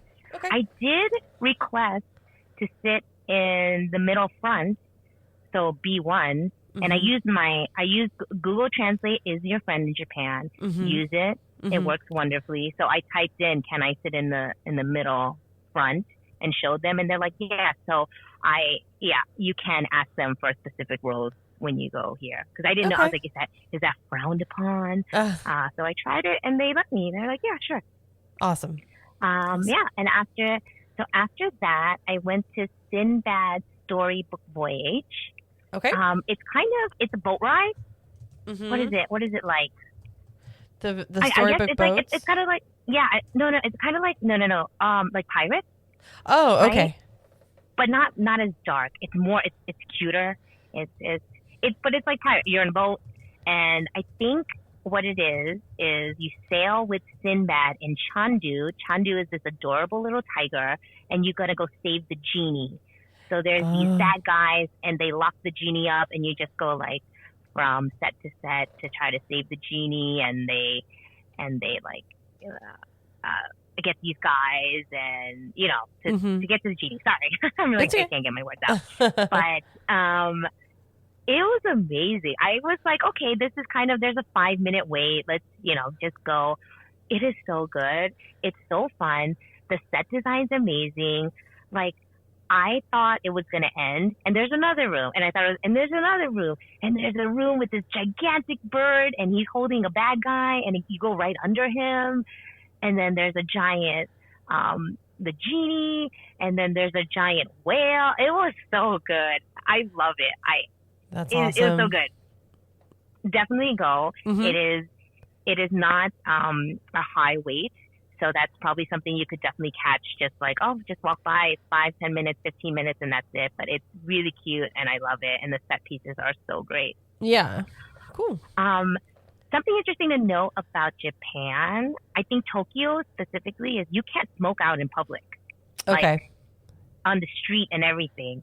They have, in the city, they have like smoking areas where there's these walls that are up, and you go in like behind the wall or something, and then you could smoke there. You can't smoke on the street.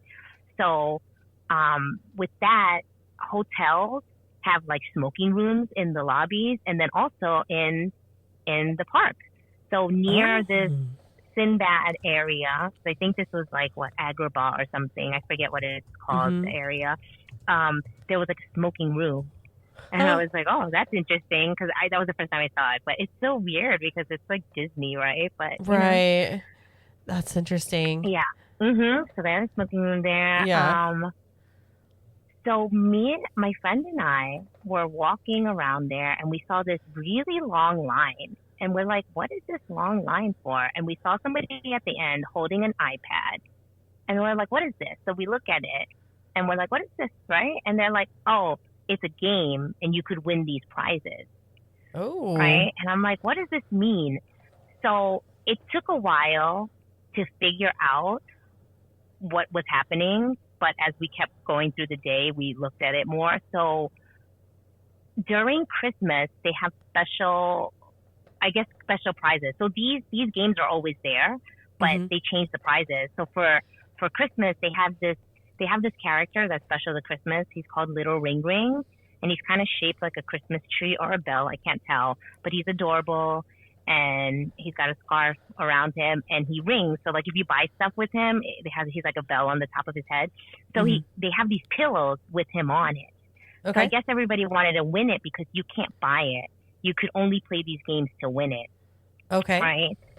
But because these games have so many people, there's also standby passes for games. So in the morning when I was telling you about all the standby passes for the rides, there's also standby passes for these games, and possibly stores if it's like an opening, like a drop day for like, the Christmas stuff, the holiday, the Halloween stuff. If it's like a first week, they might do that too. And that's just something you have to figure out if there's a standby when the time you go. Okay. Right? So they had these standby passes for these games. So we didn't know about it, but I was like, oh, that's kind of interesting. Yeah. Yeah. And then we went to the Mermaid Lagoon area. So this area is themed after the Little Mermaid. And it's more like a indoor little kids play area and rides. It's very cute. Very nicely themed. and I got the sea salt ice cream manaka. Like, it's an ice cream treat that I've seen, and it looks great. So I was like, gotta go get it. It's shell-shaped wafer outside that's slightly crispy and is filled with sea salt vanilla ice cream with a raspberry compote. This was delicious. Okay. So I can't eat a lot of ice cream. Like, in general, I can't get a cone. If I get a cone, I'm like sharing it with my family. But this is the wafer outside, very thin, very light and airy. The ice cream is not thick at all. It's very, very airy. Okay. So delicious. And then the raspberry compote was such a great, like, kind of tartness to the sweet. So very good. And it's a few bucks. It's like $3 or something. Yeah. Nice. I love to hear all that. Yeah, no, I think that's important because, you know, like, sometimes I don't want to, it's like $2.25 because it's 350 yen. Yeah. Yeah, it's like sometimes I want things and I'm like, no, I don't want to spend $8 on this, like, Mickey bar right now, or, you know, $6 on this popcorn, you know. So when you come here and you're like, I can try everything and I not feel bad about spending money, you know? Yeah. So it's great. That's awesome. And yeah, so then inside Mermaid Lagoon, I also saw a really long line, and I was like, "What is this for?" Because it was to the store, and this lady showed me stuff. So in Japan, they have this thing called capsule toys, which are like, they're called gachapans, and they're all over Japan. And it's a thing, like, it's a circle, you know, and it's like a plastic ball, and it, you know, you can open it. It opens in half, and then there's stuff inside. So like that's what it is. So it's really popular there. But because it was Christmas, there was these special little ring Mickeys in it, and there were 4 different kinds. So you have to get a standby pass to be able to get in line to then buy the gachapans from these vending machine things. Wow, that's a lot of hoops to go through. Yeah. I know, but it's just like it's like the line's long. Yeah, it's weird, but it's very popular. Yeah. So it's kind of like the pillow games where there's like, you got to stand in line to then be able to play the game, right? Right. But yeah. So so I discovered that, and I really wanted it because I saw it on people's bags, and I was like, this is what it is. This is where they're getting these little tiny toys, right? So that's awesome. Save that for another day. Yeah. Fantasy Springs. Finally, we're here. It's 2 p.m. Okay. So with Fantasy Springs, you cannot enter the area unless you have a standby pass or a Disney. What was it? See, I even forgot what it was called. Hold on. Disney Premier Access. Okay. Right. Yes. So you can't go inside. And you can't go inside the restaurants without a mobile order. But even if you have a mobile order, that doesn't count. You have to have a pass to a ride to get into the area. Now, this is changed since I went. And I think this just changed a few days ago. Okay. They have opened it up where you can go inside Fantasy Springs now. Okay. But the rides are still the same, meaning there's no standby line. Okay. You have to have the standby pass, like their equivalent to virtual queue or their Disney Premier Access Pass to ride the ride. Right. Gotcha. Okay. And I think possibly you might have to get a standby pass to go into their store, from what I heard. Oh, dang. But yeah, that's kind of like, and I think the verbiage on the website, it's always kind of been like, we're going to turn this on and off whenever. So this could be happening now because it's not that busy, and it might change again. So just be aware of that. But I think your app, actually, when I get the passes, it does say like you can enter Fantasy Springs between this time to this time. Okay. So I'm assuming if it's just open, either it won't say that or it would just be like, you can go anytime. Gotcha. Something like that. Okay. But, I mean, how long has it been open now? Like a year almost? June. Oh, okay. So not quite. Okay. I was going to say maybe they're so just like 6 months and like, oh, that's fine. We'll just open it now. Yeah. So I think in April, something's happening in April 1st. I was just listening to TDR Explorer's like podcast about Fantasy Springs, and he mentioned something is changing on April 1st. Oh, I think the vacation package, or you can buy a Fantasy Springs special pass for Fantasy Springs to enter the area whenever you want into unlimited rides. Oh. And I think they're doing away with that in April 1st. Because April 1st is Japan's fiscal year. That's how they work. Gotcha. Right? Instead of January. So he says that usually when things change, like companies do big changes, it's April 1st. So possibly this is maybe foreshadowing like a standby lines being open. You know what I mean? Like having the rides. But it's not to say it is, but maybe. Could be. Okay. Since they're doing away with that. So just keep that in mind. Something that I think it's ever changing with Fantasy Springs. But I really, from my experience, you'll get in. Right? Regardless if it's if it's blocked out or not. You'll get a pass to get in and you'll get to go. Okay. Very cool. So we got into Fantasy Springs at 2 p.m. They actually replaced my pass. It says replacement pass because it was impacted during the time my Disney Premier Access Pass was available, or my return time. So it went down. So it told me that I can use it anytime or I can get refunded at the end of the day. Like there was verbiage to say that. So I was like, oh, that's great. Like I said, so I don't have to go to guest services to talk to somebody about that. Peter Pan. Sorry, before you go on, I'm so sorry to interrupt you. How much is the Premier Access passes? Oh, I really think it's only like $12 or something. Okay. Yeah. That's a good question. I should have wrote that down, but I think it was something like, was it like 1,200 yen? No, 15. I think it was like 1,500 yen. Yeah. So it's like 10 or I think 20. So it's between 2,000 yen. Yeah. It's between 10 and $13. Okay. So I think it was 2,000 yen and that's about like 12.88.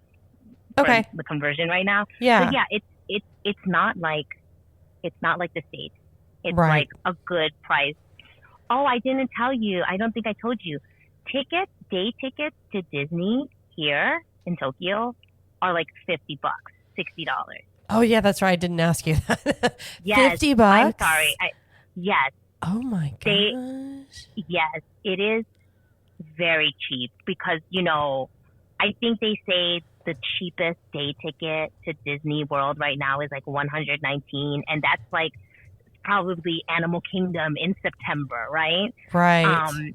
So here they do fluctuate too if it's busier, if it's the weekend and stuff, but it's really between like $50 to like $67 or something like that.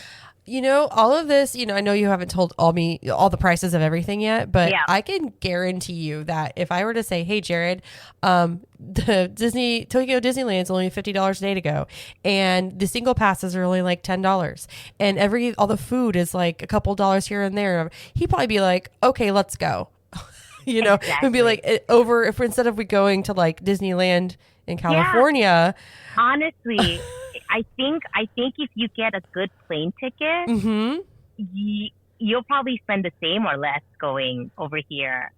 That's insane. I really, honestly, it's crazy, but yeah. So it's way worth it, and I hope I can help you get him to be okay with that. I'm gonna tell him that Anne said so. She gave me all this information. No, I just we joke about how expensive it is to like travel to like anywhere in California right now. It's so expensive. I mean, Disney is so expensive. I only go as much as I do now because I have an annual pass. But like when I didn't live here, you gotta consider everything. And then I'm like, am I gonna get this lightning lane single pass, or am I not? I don't know, because you have a family of four. My God, $25 a pass. Right. I know. I know. Yeah, these are. My daughter's always like, I want to do Slinky Dog, but I was like, but we don't have a lightning lane. So if you want to wait an hour, that's fine. And she's like, I don't want to wait. I'm like, well, I'm not going to buy a lightning lane. Yeah. Like we ride this all the time. I'm not going to buy a lightning lane every time we come. And so, yeah, it's just one of those things where it's just like, you know, if you were buying a lightning lane for 4 people for, you know, a couple days, every time you come down, like that's so much money. And so I was just like, so I get it. Yeah. Hearing these prices from you about Tokyo just gets me more excited. So, you know. Yes. So what's great about this is that, you know, when you take that once in a lifetime thing or like once every 5 years, you're like, you know what? Okay, Disney World, we're going to splurge. We'll buy it. Fine, right? But you don't have to feel bad here because literally the ticket to get in is like $55. And if you're paying for every lightning lane if you want, Disney Premier Access, it's like $10, $13 each. It's not even going to add up to how much a ticket in for one day at Magic Kingdom is. You know what I mean? So I think, it's way worth it. And I felt a lot better about dropping that money to get this Premier Access. And you know, definitely guarantee my riding. And Elsa, so good too. So we went to Peter Pan Neverland Adventure because we had that standby pass. So the standby pass, like I said, is just like virtual queue. So it's just letting you get on the standby line. So their standby wait was 80 minutes. And that's a little pushing it a little bit for me. So I asked for to convert my standby to a DAS reserve time. Okay. What is different about here in Japan? So in Epcot, when if I have a virtual queue, and I ask for like a DAS, I say I have DAS. They just convert it to Lightning Lane, and I can go in anytime. So there's, you know, like my boarding group is called. I get it changed to Lightning, and I could just go in and go that way. Here, they do it the same as giving you a reserve time. So they're like, okay, we're gonna change it to like the DAS return time, but then you got to come back like the 80 minutes. Does that make sense? Yes. Yeah. Yes. Yeah. As opposed to just giving me like the Lightning Lane to go through. So we had to wait until like 3 o'clock. I got you. Yep. So we just took a break. My friend was tired. He stayed up late. And so we took a little break, and then we went back to Peter Pan when the time was called. Oh, I think I got like a drink or something at one of the places nearby. And then we went to Peter Pan's Neverland when I was able to go back. And that is really cool. So you're in a boat. Yeah, I think you're in a boat, and it's like 4 rows. I'm sorry. You're not in a boat. You're in a boat, but it's a flying boat. You're not in water or anything. It's a flying boat. Makes sense. I don't want you to think. Yeah, I don't want you to think that you're like in a water ride. No. You're like in a boat, but it's flying, right? That's so you so go. funny. It's a screen. Yeah, it's like a screen ride. So it's 3D. So you have 3D glasses, and Tinkerbell. You know, Peter Pan's like, hey, Tink, you know, help these people, and she does the pixie dust, and then you kind of fly through Neverland, this and that, and then you go through the scenes, and it's kind of like screen based ride. But I'm gonna say that it's done way better than screen based rides we have now. Like, you know, like Spider-Man's fun, and you know, in Universal, you know, and Transformer, it's kind of like that, but it's better. Do we have any screen rides in Disney World? I could not think of any. I don't know why that didn't come to my mind. In Magic Kingdom? Disney World? In Disney World in general? In screen rides? I mean, do you consider like Remy's a screen ride? I mean, like I guess so, right? But it's something like that, I guess. So so that's what it is, but it's a lot better. I don't feel as like Remy's. I can't, if I sit in the front row, I feel like I'm too close. Like when we're in the thing. So like this is like done much better, and it's way cuter, and it's fun. I love it. It's good. Yeah. So that's really fun. And then we went to Anna and Elsa's Frozen Journey at 3:40. And then so how long was that? Sorry, how long was that wait again? I did not I did not write it down. Oh, okay. I had the Disney Premier access. That's right. So I Okay. went to their express lane. Gotcha. And that was like, you just pretty much go right up, right? Gotcha. Okay. Yes. Oh my God, this ride, I cannot ride the Epcot one anymore. No. I didn't like the Epcot one to begin with. I feel like I know that they had a quick turnaround with that because they kind of wanted, because they rethemed it and they wanted it to be ready for like whichever movie that came out. I don't know if it was the first or the second one that came out when they rethemed it. So they kind of, it's just like, it's kind of like a makeup, you know what I mean? Yeah. So I never really liked it, but it's great for the kids. Kids like it and stuff. This one, oh my God.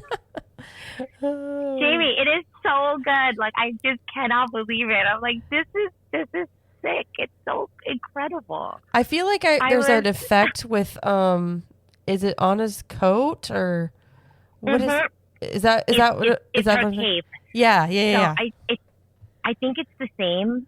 Okay. It's the same thing as what's it called? The Beauty and the Beast, where the Beast changed from the Beast to the Prince. Gotcha. Right? Yes. So it's the same effect, but Anna's frozen and like her cape's out and she's kind of up, and then she unfreezes and she like, it's like she's stiff as ice, and then she unfreezes to like just normal. The color's different. She's all fluid. So and amazing. I was right there too, and I have no idea how it happened. It's unbelievable. Unbelievable. So I would say, people are like, oh, I don't want to see anything because I don't want to mess up. Like some people don't want to see the point of views because they're afraid to like spoil the ride, sure. Right? Yeah. I think you cannot spoil it. Like, you got to be there, and you'll still be like, my goodness, because I seen it a lot of times because people are posting it, and I was still just in shock and awe at how amazing it was. Right. Love it. Loved it. That's awesome. Yeah.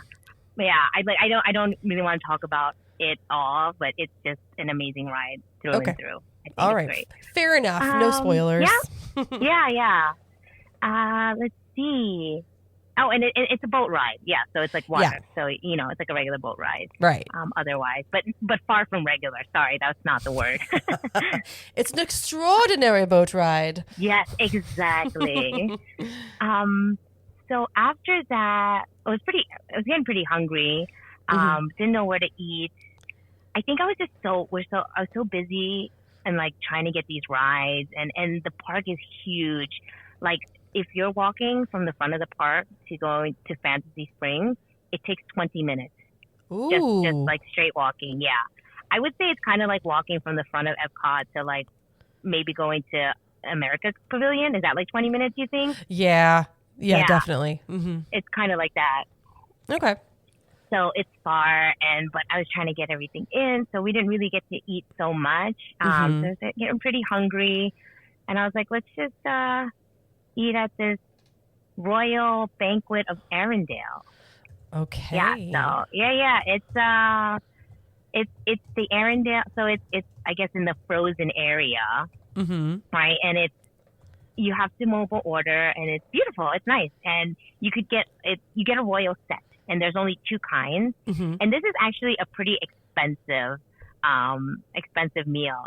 And so you get a smoked salmon salad, potato gratins, a beef pot pie, or you can get seafood pot pie. So it's one or the other, but everything else is the same. And you get bread, and you get Olaf marshmallow chocolate mousse, and a choice of a soft drink. And this, so you get all that, and it comes in like a bento-looking box, like a square box with like, it's all evenly like, little sections and stuff with your things in it. And that was $23. And that's really expensive for Japan, for there. But you get all of that, and it was a lot of stuff. Wow. So yeah, it's pretty surprising. So yeah, nice. Like, I'd rather spend this there than like burgers and fries. Sure. And, absolutely. yeah. So it was pretty delicious. I liked it, but I would say that this is probably not something I'm like, oh, let's go back. It was good to try it once, but I would, one and done is okay for me here. Okay. So I got the beef pot pie, and my friend Mark got the seafood one. Mm-hmm. He didn't like that one too much. Okay. I don't know if it was like too fishy or something, but the beef pot pie was delicious. I like that. Okay. Yeah, and everything else is pretty delicious too. Sounds yummy. Okay. Yeah. So after this, I think I forgot at some point to get another priority pass. There's so many passes and all these times that you just like forget. Mm-hmm. So that's why I say like try to put a reminder for yourself because you're gonna forget. You're doing so much. Right. So I was able to score a 40th anniversary priority pass for Nemo and Friends Sea Rider. Okay. So this is a cute ride. This is I would say like more family, like little kids ride or something. Mm-hmm. But you're boarding the Sea Rider, and it's a submersible that shrinks to the size of a fish. So the guests will explore the wondrous world of of marine life from the same point of view as Nemo and Dory. Very cute. Okay. So before you go inside, there's like somebody talking to you, and you see this like fish tank in front of you, and there's this big thing, and then she's telling you like blah blah blah. This is what's gonna happen to you. So you're in here, and then you're gonna go in, and this is happening, and then you see it shrink. So they're kind of setting you up that when you go inside this Sea Rider vehicle, that you're gonna be shrunk down. So it's really cute, and you go in, and there's like windows all around you. Mm-hmm. And then you're shrunk down, and then you go around in the sea. Yeah, it's kind of cute. It's kind of like I would say like Star Wars. What is that? Adventures. I don't know what it's called. What is it? The one Star that you're Tours? moving and there's Star Tours. There you go. So it's kind of like, but not as crazy like rocking and stuff, but kind of like you're in there and then you're going around. Yeah, so it's really cute. You're like underwater. Nice. So that was really cute. I thought it was, I wasn't like, it wasn't something top of my list to do, but I'm glad I did it. And it was really cute. Nice. Yeah. So I think, so that was like at 4:10. So I probably went a little after. So it was getting dark. So nighttime at the park is very beautiful. I'm assuming it's beautiful all the time, but probably extra beautiful because it was Christmas time. Oh, yeah. It was very nice. And then we're walking around. I think we were heading towards the front of the park to Toy Story Mania area. And as we're walking, we saw like Christmas carolers, and that was really fun. That was great. They sung beautifully. And a lot of people just like stood in front of them a little bit of ways as they were performing. It was very nice. They were singing American Christmas songs. Oh, wow. Okay. It was nice. Yeah. And then I went to Toy Story Mania. Not to ride it, but because he's got a weird, because it's the same ride, and they also have a really long wait time. So I was just like, this ride, I heard it's the same, but I wanted to take a picture in front of it. So the entrance is Woody and his like mouth like wide open, and you walk into his mouth. Oh. So it's like a big head, and you walk into his mouth. Yeah, it's kind of strange, but oh, that's funny. You're just like, I need a picture.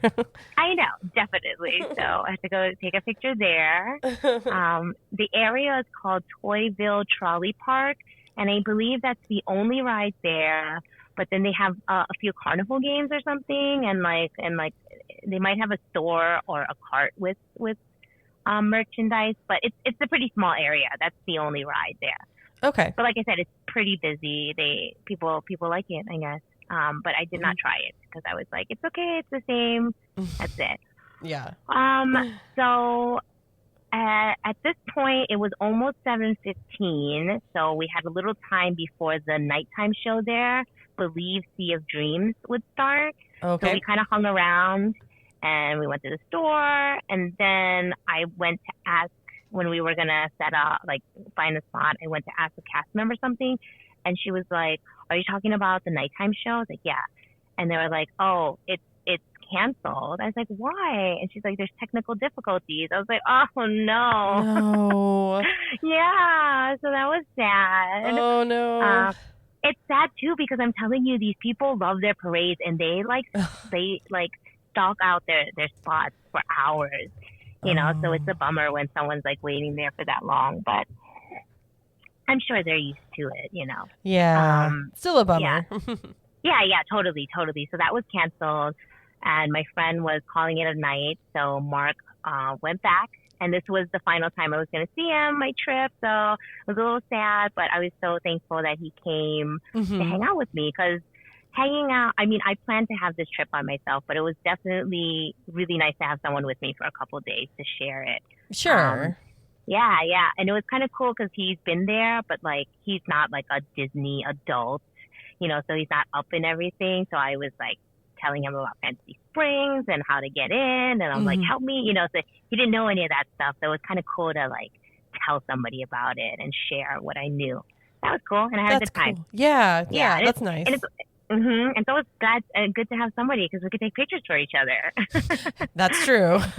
Yeah. So he left, and then I, between here somewhere, I got a reserve time, a DAS reserve time for. Oh no! I went.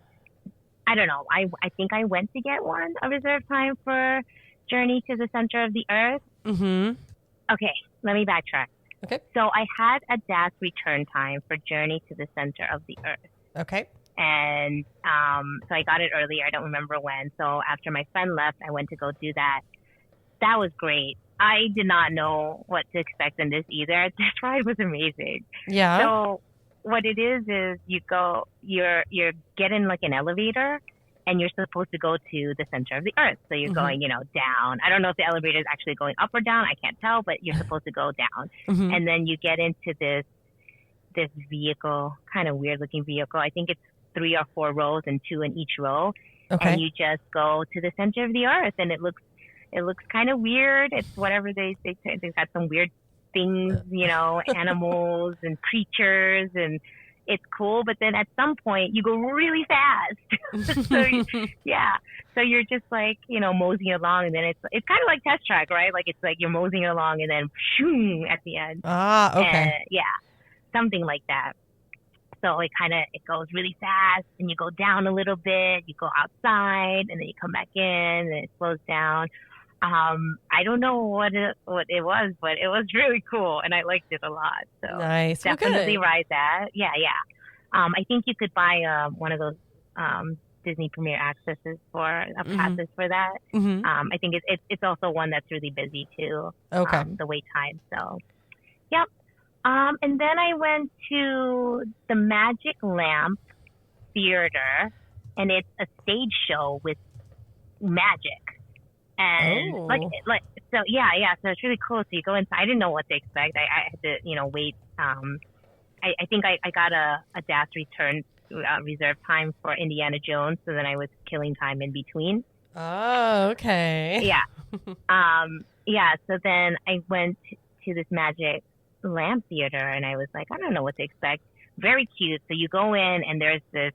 In the middle, there's something, you're kind of like in the waiting room, you're just around it. And then like a snake comes out and he starts talking to you.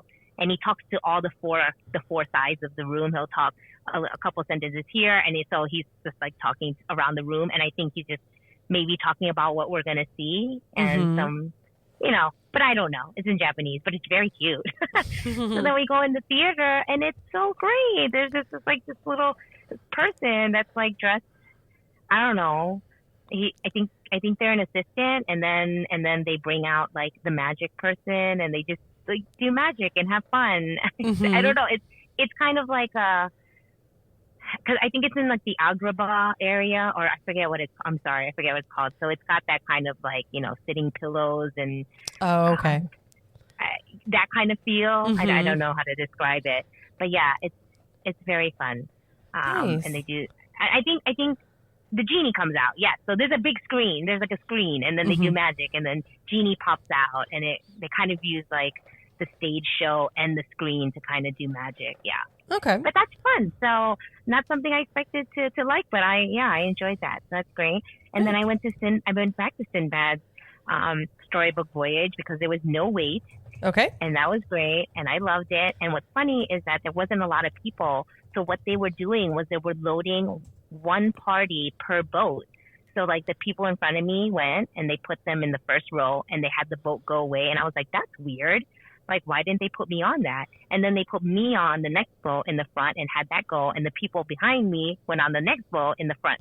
And they, you know what I mean? Like, that's so I was funny. like, oh, Yeah. Instead of like loading the whole boat and just waiting a little bit. Yes. Mm-hmm. That, or even like instead of loading a few parties on the boat, they're just like, okay, everybody, since there's nobody here, everybody get their own boat. That's so fun. Yeah. So that was cool. Mm-hmm. I was like all by myself, enjoying this boat ride. So, Right. yes. So then I went back to Indiana Jones Adventure Temple of the Crystal Skull. That's the full name. Mm-hmm. So I had the DAS reserve time here. So I told the cast member I would be riding by myself. And I don't know what happened, but they had some issues with like, oh, I'm riding by myself. And then they actually had somebody ride with me, like a cast member. Oh. Yeah. I'm not sure. I guess it's because I was like, I don't need anybody.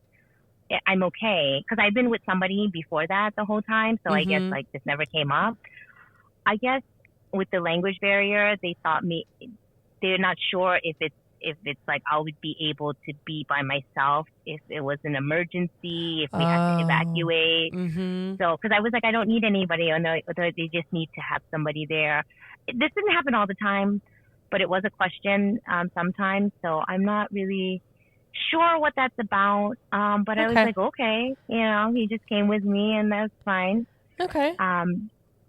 There's an on-ride photo here. I do not know how to get on-ride photos. There is a QR code for you to scan on the photo, but when I scan it, I don't get anything. I don't know if it's a Japanese thing. If you need I have no idea. So that's something I hope somebody could explain to me one day. But I just took a picture of it. So. Okay. Yeah. Hold on. Turn on the light, Ezra. Okay. So that was the end of my night. Oh, okay. And as I was walking out, the end of the night, there were cast members in an area, and they were holding up banners for you to walk under and cheer. It was really cute in that area I was in. I was like, oh, so they were like encouraging you to walk. I guess, they're kind of encouraging you to walk to the front of the park. Mm-hmm. But it was cute. Nice. Yep. And let's see, I think that's it. Yeah. And then so I was hungry, and there's the Hilton Hotel is next to the Toy Story Hotel, and they have a Lawson's, and a Lawson's is a convenience store, kind of like 7-Eleven over there. So there's 7-Eleven, Lawson's, Family Mart. So I walked to the Hilton to go to the Lawson's to get some food for myself. And this is when I was annoyed later when I finally found out that the Toy Story Hotel had their own convenience store, but I didn't see it until like the last day. I'm like, oh, great. I took this long walk there. But that's fine. So I ate my dinner in my room, and I packed my bags because this was my second day. That's my second night. So I would be checking out the next day. Gotcha. Yeah. Okay. Mm-hmm. So packing up. Yeah. Okay. All right. So then now we're in my second full day, my third day, but my second full day. So this is at Disneyland. It's Wednesday, December 4th. And like I said, it's a full day. So I checked out of the Toy Story Hotel.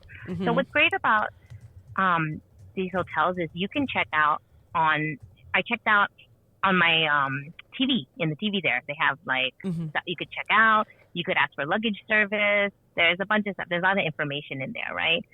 So I checked out, and I went downstairs, and I asked the front desk if they could transfer my luggage to the Sheraton. And the Sheraton's just next door. It's like a 5-minute walk. The person I spoke to did not speak English well. Okay. So it was like a big language barrier, but they told me they could not do that. And I was like, oh, really? So I didn't question it because I was like, well, I guess, it's not their Disney resort, like hotel. So I'm like, okay. And I was like, how long's the walk there, right? He's like, oh, it's like 5 minutes, right? But like, honestly, it wasn't great because I had these 2 big luggages, and then it was like kind of bumpy. So it's doable. It was fine, but it would have been nice if they could have did it.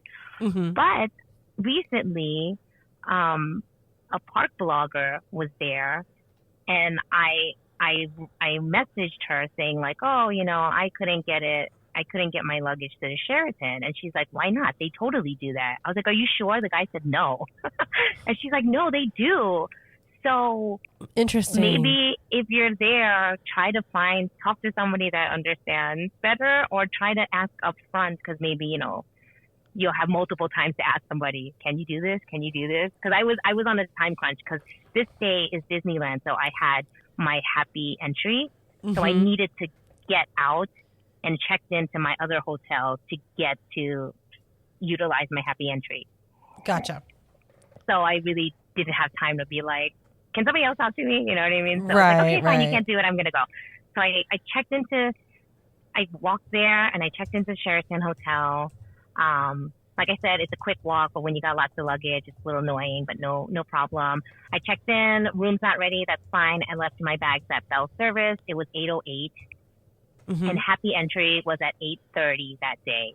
Okay. So it actually tells you on your ticket what time happy entry is going to be, because the park always says it's open at a certain time, and it's usually 9 a.m.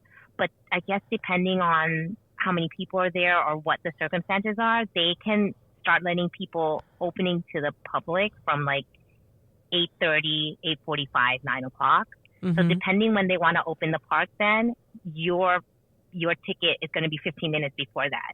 Meaning that day, my happy entry was 8:30, so they were going to start letting everybody else in at 8:45. Gotcha. Right? Right. Yeah.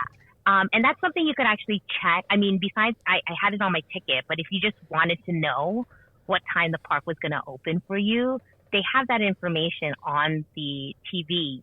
You just got to kind of find it. It says something like park information or something. I guess kind of fiddled around. So it's on the TV to tell you what time happy entry is, so that you could then determine what time you, as a regular guest, can go into the park. Okay. Yep.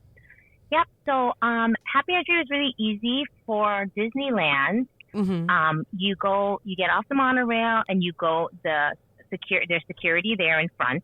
So you go through security first. But for happy entry, you want to kind of go to the security in the middle, because then in the middle is where happy entry is. And you have to show the people your ticket, and then they let you in this area. Otherwise, you have to go to kind of the left or the right of the middle to get in. Yeah. So that was great. So I went in and there was people there. I wasn't definitely in the front because it was already, probably 8:20-ish. It was really quick to get there from the hotel. The monorails go constantly, so it wasn't long at all. Okay. Yeah. So then when so in Walt Disney World, you know how like when you go to a room where they're like, there's no more lines. If you see space in front of you, go. Like, move up. So, like, I kind of did that. I was like, I don't know if the Japanese do that, but I'm like, I'm not Japanese. So I was just squeezing my way forward because there's, like, big spaces. So I'm not sure if that's, like, looked down upon, but I did it. Okay. So I kind of moved up a little bit. I didn't push anybody. I'm not going to do that. But I'm like, okay, I'm going to go here and there. So I kind of moved my way up a little bit. But yeah, happy entry's great. It went really fast, and you got in because there's not a lot of people waiting compared to like all the guests, right? So you're gonna get in fast, and then you go in, and it's great. There's characters. So if you go to the castle area, there's characters there, and everyone's just standing in kind of like a line, and the characters just like walk from left to right, and they're like, hi, take pictures and this and that. It's great. It's great. Yeah. It's amazing. It's so cute. But I didn't stay for too long. I was just like, hi, Donald. Hi, Goofy. Da, da, da. And yeah, so I did that. And I remember to get standby pass for the capsule toys because I just figured out what that toy thing is. So I got it for 9:10 a.m. And then I got a 40th anniversary priority pass for Pooh's Honey Hunt at 9:35 a.m. And then I went to register at Beauty and the Beast for Death. And then I got a return time for that one. And it says 9 a.m., which is kind of weird. Oh, I guess it was a low wait time at that time since it was happy entry. So it was probably like 30-minute wait time or something. So that's why I got a return time for so early, 9. Okay. In Disneyland, there is no standby pass because, like I said, standby pass is kind of like it's just utilizing it if it's like a virtual queue. So only Fantasy Springs right now has rides that you cannot line up for. So that's why the standby pass is there for virtual queue. Okay. Right. As opposed to here, there's no, every ride you can line up on. So there's no standby pass. So there's only individual, the Disney Premier Access Pass at Disneyland and the 40th anniversary pass, priority pass.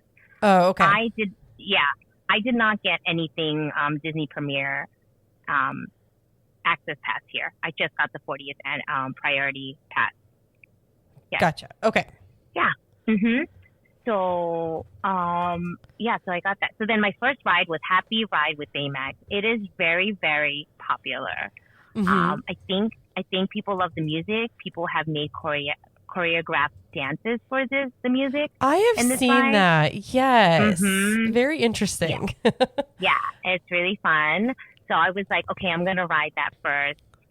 And it was a 15-minute standby, and it was 8:50 a.m. Okay. So regular people just started coming in, like the non-happy entry people at 5 minutes ago. So I got standby 15 minutes. By the time I came out, it was 70 minutes at 9:09. Oh, my Lanta. Okay. Yes, I know. I was like, well, I'm really glad I did that because I don't want to wait for that. So that was great. And then after I rode that, I walked by Beauty and the Beast, and it was a 150-minute wait at 9:10 a.m. Oh, my gosh. Yes. So just kind of letting you guys know what you're in for. It does get busy. It does get long. Right in the beginning, I feel like it gets a lot higher because everyone's going there, and it does dip down later. But I feel like it doesn't dip down that low. But I don't know. Like Beauty and the Beast, I seen 120 was a big thing, but then I'd see like 80, 90 sometimes. So it just varies. But yeah, if you can get that happy entry, and you go to Beauty and the Beast or Baymax if that's what you want, do it.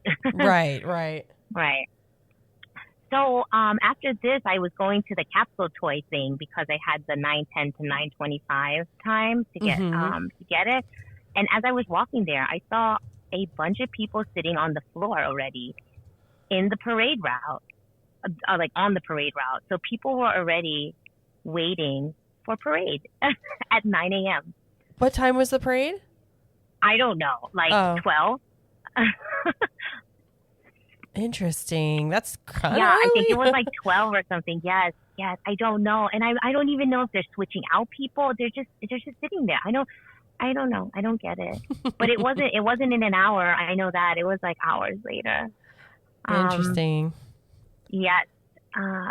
So yeah, that was really interesting to me.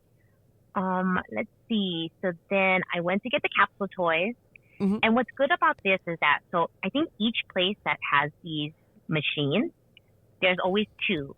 But then the later you go, because there's always two of them, you can go that you could only get a max of 4 of them. They're 500 yen each. You need coins and cash, and they have a vending machine to exchange money, but you could only get up to 4. But the later you go, the more people in line, because it takes time to if people are getting the max of 4. So I wanted to go early because there would be less people in line, so I'd get to the machine faster, and that really worked out for me because there was literally one person in front of me before I got to go.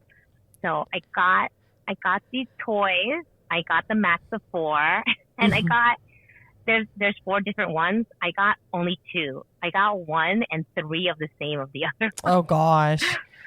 I know, but it's fine. That's what happens. It's okay. Whatever. It's cute. I can give some to my friends. It's fine.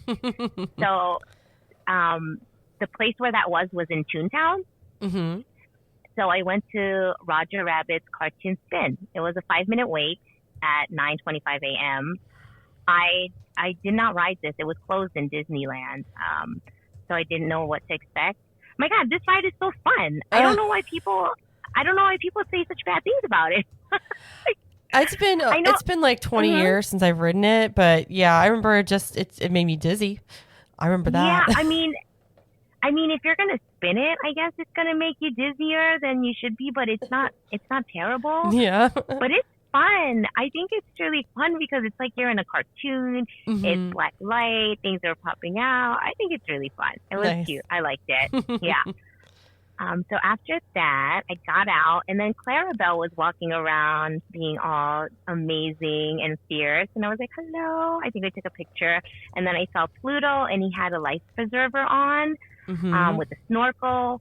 And I think that's how he dresses in the area. But what was really cute was because it was Christmas, he had a Christmas garland like around him as well. So that was adorable. And Goofy was also walking around, and he had a knitted hat, scarf, and mittens on for the holiday season. Yay. So that was fun. Yeah, that was great. So then after that, I went to Pooh's Honey Hunt at 9:45 a.m. with my 40th anniversary priority pass. So that was fun. It was just as good. Sure, good. I loved it. Yeah. It was great. It was really close to Toontown. So I went on that, and then I went back to Toontown, and I decided, I was like, let's go on Gadget's Go Coaster for the fun of it. So I went there, and that was fun. It was cute. It's kind of like Goofy's Flight, or what? Like Barnstormer? Yeah. Barnstormer. There you go. It's like Goofy's Barnstormer. You know, very cute, very fast. So I wanted to eat, or I wanted to, I saw a huge line in this toy Toontown area, and I was like, what is this for? What ride is this? What thing is happening? It wasn't a ride. It was Huey, Dewey, and Louie's Good Time Cafe. It was just for food, and the line was so long. It was like 10:30 a.m. I was like, what is going on here? So because I saw this line, I was like, let me see what they got here, and let me mobile order something for later. So I did mobile order something, and I just put out for later. I wasn't that hungry. I had some snacks from the convenience store I bought the day before for breakfast. So I was like, okay, I'll come back to that later. So then I went to Monsters Inc. Ride and Go Seek. I went to get a DAS reserve time for that. So I got my reserve time, and then Stitch was out by Tomorrowland walking around. And then I was like, you know what? I want to go to this place. It's called Center Street Coffee House. It's in the World Bazaar, which is like the main street. It's a sit-down restaurant. I tried to get reservations, but they didn't have any. So I went there to check, and it was totally a walk-up. Like, I was able to just get in. Okay. So they have this curry there, and it's a Baymax curry. So you get a plate, and there's two kinds of curry. There's one that's like a beef curry, and I think that's a little spicy. And there's one that's a chicken curry side, which is mild, right? And the middle is Baymax. It's shaped out of rice. It's so cute. And yes, in the middle of the plate. So your rice is the shape of Baymax. Amazing. Okay, I need that in my life. Yeah, I love Baymax. Yes, and it's delicious, and it's cute, and it is only $10.50. That's awesome. That's awesome. Yeah, so that was totally worth it.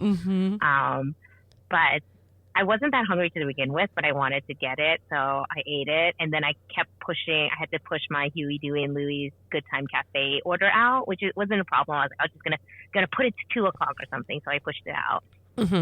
And then my Monsters Inc. Ride and Go Seek time, that time at 11:45 came up, so I went there, and this time I just kind of enjoyed it. I took it in, and I loved it. I loved just like, well, I mean, I held my flashlight and did a little bit, but I really wanted to look at all of the ride that I might have missed because I played the other night.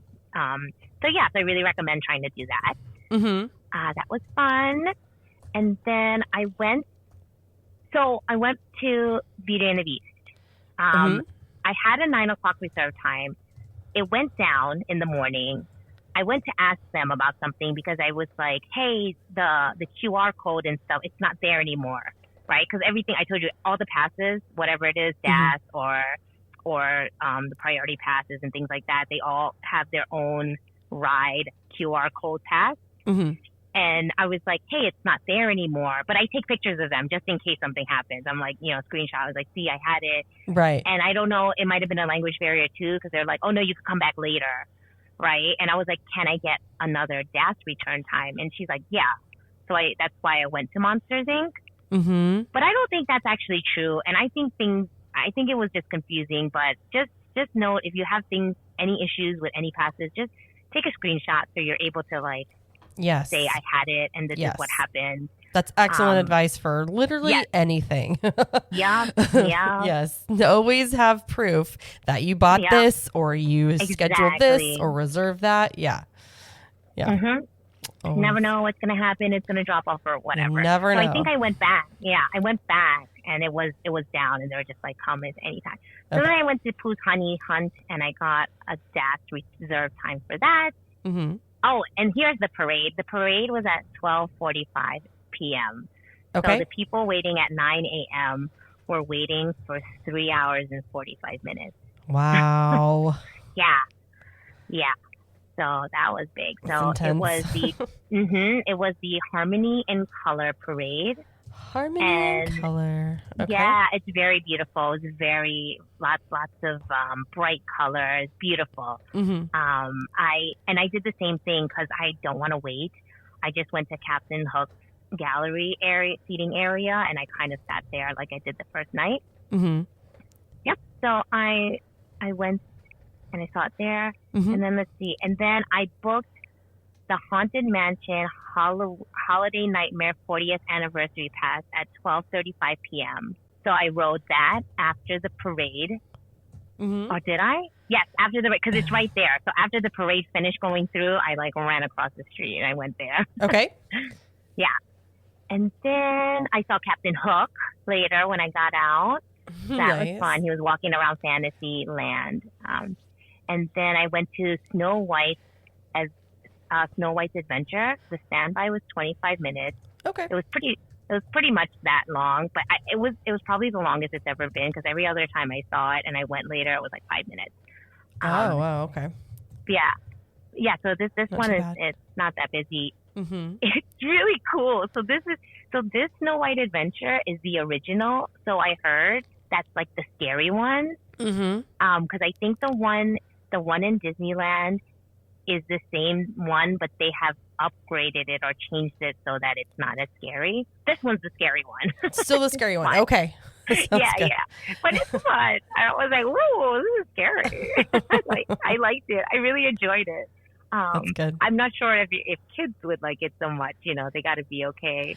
Do you know the story about that ride? Like when they first opened it?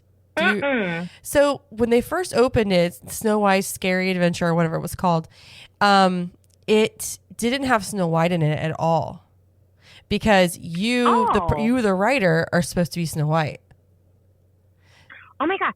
So Snow White in this ride? Because I'm trying to think of it now. I was like, is Snow White in this ride? I think she has to be, but that's interesting. So you are Snow White. Yeah, so they did add her later. Okay. Because people were very confused, like, where is Snow White? Oh, they're like, what is the Snow White ride without Snow White? Right. So you had every other character, but you're interacting with the ride as if you were the main character. And I get what they were trying to do, but just the audiences just wouldn't, I think they want to see the character.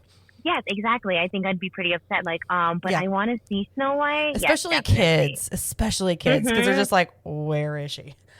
I know, and instead of Snow White, you just get the evil queen, right? Yeah, right. That's like scary. Exactly. Yeah. So, yes, I enjoyed that. I thought it was pretty fun, and then I went to Huey, Dewey, and Louie's Good Time Cafe. I pushed my pickup time out a few times because I was like, I am too full from the delicious Baymax curry and my breakfast in the morning. Mm-hmm. But then I was like, okay, I got to do this because then I'm never going to get to any other side of the park. Mm-hmm. So I got a shrimp cutlet burger, and that was $4. And I got an apple tea soda, $2.50. Mm-hmm. And I got this little ring ring candy case. I don't know if Japanese people love candy or something, or maybe it's just something Disney does, but they sell these candy cases a lot, where it's just like an adorable little plastic case and a small case, and you could they give you like these M&M looking things, and you put them inside the case. Mm-hmm. and you just hang them off your bag or something, and you just I think take I've candy. seen those. Yeah. Mm-hmm. But Interesting. I don't get it. I don't know if it's like they're just like a candy culture. I don't think so. I think maybe Disney just ran with like being able to make merchandise that people can buy. I don't know. Yeah. But yeah, they sell a bunch of these, but I wanted Little Ring Ring because all of the merchandise has already been sold out for him for weeks. Like it dropped sometime in end of November, and there's like nothing of Little Ring Ring. So I was like, I need something of him. Wow. So I bought the candy cane. Yeah. It was so sad because everybody was walking around with like crossbody bags and hats and ears and scarves and all Little Ring Ring, and there's nothing left. Nothing. Oh man. So yeah. And that little candy casing, it was just $7. Well, I was gonna the shrimp. Did you say the shrimp burger? Is that what you said it was? You said it was $4. $4, 600 yen. Wow. Was it big? Yeah. I mean, was it a good size? It was decent. Yeah, I would say. I wouldn't say it's not like a slider by any means. No. So it's the shrimp cutlet is kind of like the patty, right? And it's got lettuce. And it's got some sauce. And the bun is shaped like a glove. Oh my gosh! I guess like a Huey, awesome. Dewey, and Louie. Yes. Oh no, it's not. It's not. I'm looking at it now. It's shaped like a foot, a duck foot. Oh, like yellow duck foot. Oh my gosh! And it's delicious and it's soft and airy. Yeah, it's really good. And what's great about this stuff is like even the packaging is so cute. So it comes in a little bag. It's like a little square baggie that's like diagonal, so they put it inside, and it has like an amazing design in it. It's so cute. It's adorable, and they put everything in like a nice box for me, so that I can like a tray box, so I can carry it somewhere. Yeah, it was great. I loved it. Delicious, fantastic, fantastic. That's awesome. Yeah, and then I got. So this is when I started getting confused and not understanding how DAS worked. Okay. So I went to Splash Mountain and I got a DAS return time, a reserve time. Okay. For 3:07. Okay. And then, I got that. And then I went to Pirates of the Caribbean. It was a 15-minute standby. I rode that. It's great. They're still selling women, I believe, there.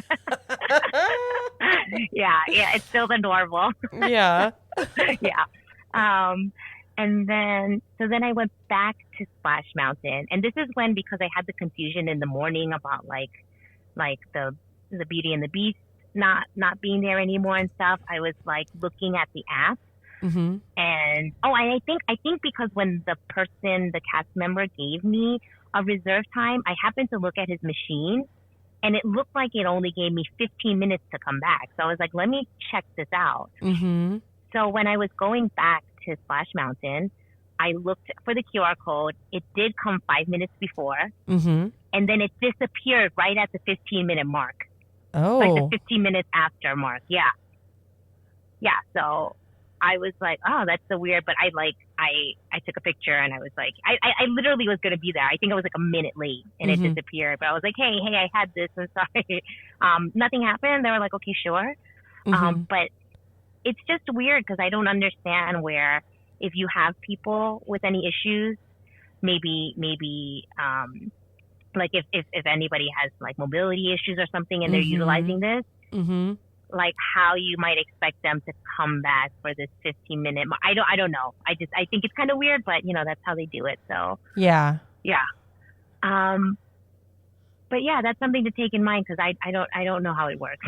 So try to get there when your reserve time is there. Right. So the queue is very cute. Remember, this is Splash Mountain, so it's still kind of the original. Still Splash. Yeah, still Splash. The ride vehicle is like Walt Disney World, so it's two people. Nice. Not the log, not the one behind the other. It's two and two and two. Nice. What was interesting is the seats are really tight. Like I said, I'm only 5'3", and like my knees are pretty close to the front. So I was like, that's weird. Like the front people in front of me, and there is a seat divider. And so for two people, there's a tiny little seat divider between you guys. And there's also a little safety bump in between your thighs. Okay. So like if you like to avoid sliding forward, I don't know. So there's a lot of stuff, right? And then you also have individual lap bars. Listen, they want you to be real snug in there. I know. They're like, do not fly out of this right now. That's so funny. And I guess the individual lap bar is kind of good because if someone's larger than you, then this lap bar is not helping you. You know what I mean? I personally am okay with that. Yeah, I'm very okay with an individual one. Yeah. It is very good. But I just thought it was interesting because it's not like that back here. Right. Yeah. So that was great. It was nostalgic. Like I said, the queue was really cute. I was like, this is like better than the one that we had. It's very adorable. And I kind of missed it. I love Tiana's though. I was a little sad that it was going to change, but like I went on Tiana's and I'm like, oh, this is great. Like Splash I could do every once in a while. Tiana's I'm like, I want to do every time I go to Magic Kingdom. So yeah, but it was nice to, revisit an old ride, and I like the song. It's fun. Oh yeah. I don't know. I was like, did he? Now I'm questioning myself if it's in English or in Japanese. I was going to ask you if it was in English or Japanese. Everything is in Japanese. I mean, did I? No, I'm like, did I record it? I don't see it. It's okay. Yeah, I don't see it. I don't think I recorded that part. What was I doing? Okay. You're taking it all in. That's what you were doing. Yeah. That's what I was. I did. Yeah, I definitely didn't take a lot of pictures because I was taking everything in. Yeah. Okay. So Chip and Dale were outside Splash. I took some pictures with Dale. I thought he had a different name because people were saying something I didn't understand. They were like, Deru, and I thought his name was Neru or something. But it was just that they were saying it with an accent. So they call him like Deru instead of like Dale. Deru, yeah. Because I was like, oh, do you have a different name here? And I asked the lady, I was like, what's his name? She's like, Deru. I was like, oh, no, that's the same name. Got it. Yeah, exactly. Just with like their little touch of it. Yeah. After that, I went to the Country Bear Theater. Okay. And it's really cool because they change it to Jingle Bell Jamboree. So it's Christmas themed. Oh yeah, my Jingle gosh. Bell Jamboree. And it's Christmas theme and they sing Christmas stuff and they all have Christmas outfits and the animal heads on the wall, they all have like lights and stuff. So that was cute and it was fun and I was like, oh, I was pleasantly surprised. So I like that a lot. That's awesome. They did have Japanese songs, but they did have some English songs, I believe. Yeah. It's cool. And then I did get it before, but I had a Big Thunder Mountain return time. And there was, when I went to get this DAS, reserve time, there were so many questions regarding safety. They were like, can you do this? Can you do that? They're going through the book. They were asking me everything. I think from what I gathered because of this, I'm assuming that maybe their DAS is more utilized for people with mobility issues. Okay. Than any other kind of issues. So that's why safety was a huge thing, I guess. Okay. Like, are you going to be able to exit the ride and walk these steps and stuff? Things like that. They were asking me. It was a lot of questions. They got somebody else asking me questions. I was like, okay. So be prepared to like spend some time if you are getting reserved times at these places because they do. And it's a great thing that they're, they want you to be safe, But it was just a difference.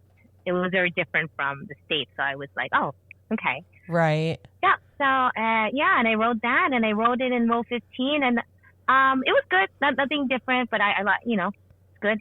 I'm glad I rode it because apparently it's closed for a few months here. So I did not know that. Not a few months, like a full year at least. Are you kidding? Yeah. It's not going to reopen until 2026. Oh my goodness. I thought it was like April or something. No. Well, that's a bummer. Yeah, they're doing a whole bunch of stuff to it already. Yeah. Oh, that's such a bummer. I know, it's a bummer. Yeah. Yeah, I had no idea too. I was like, oh, it's closed. All right. Okay. And then Yeah. I went to the Jungle Cruise after that, Mm-hmm. and I got a reserved time for that.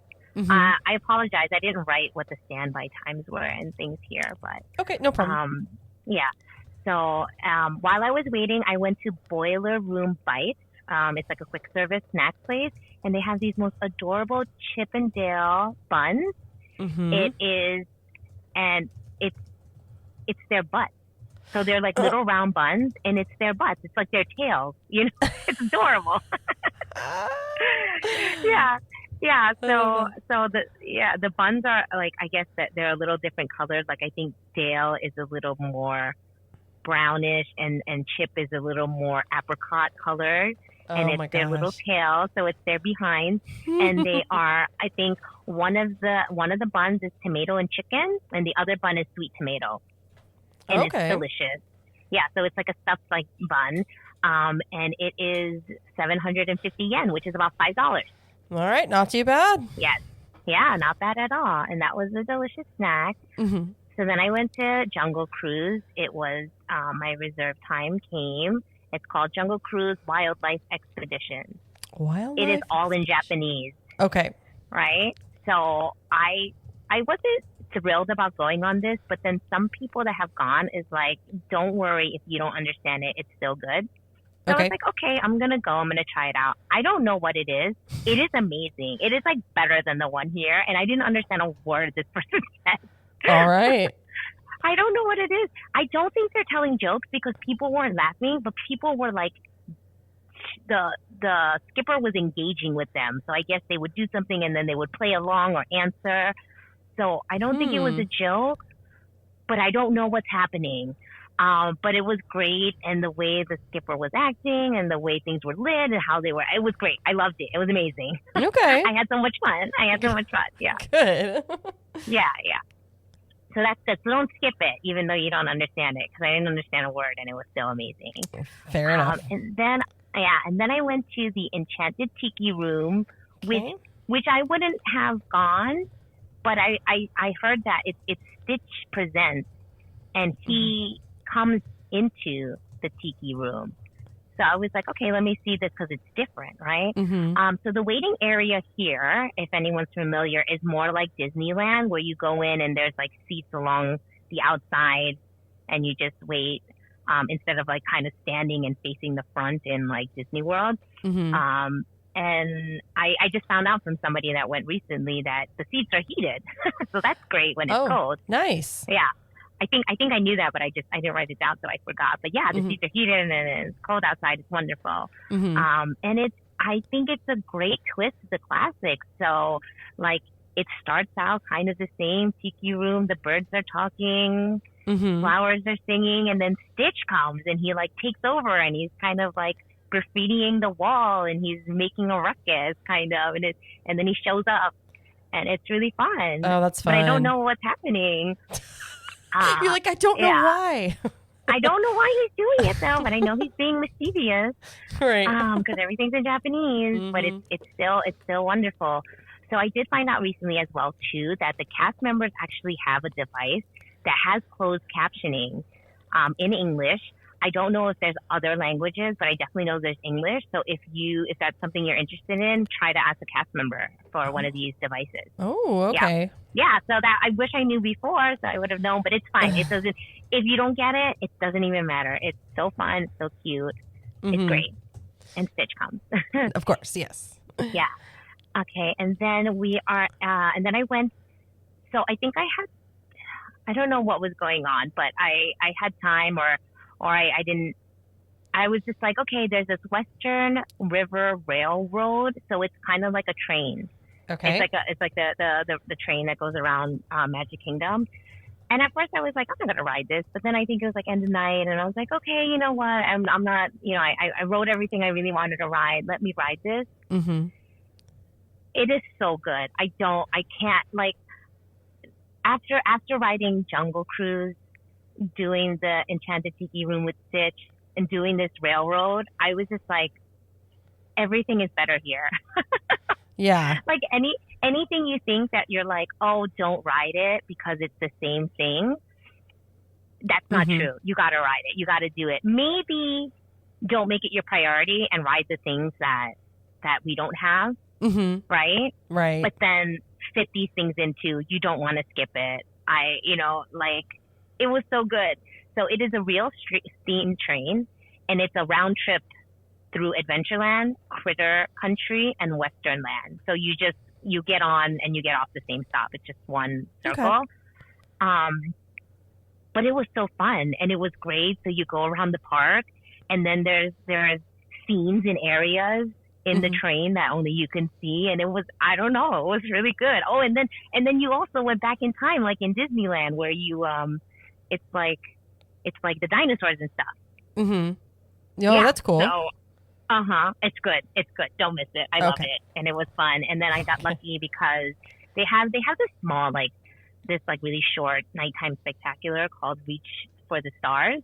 Okay. And so I was on the train when the fireworks were going off. So that was fun. That's cool. Yeah. It's always cute when you catch the fireworks when you're on a ride. So that was cool. Are these the same fireworks? I'm thinking of a different place, maybe, where they have the drones.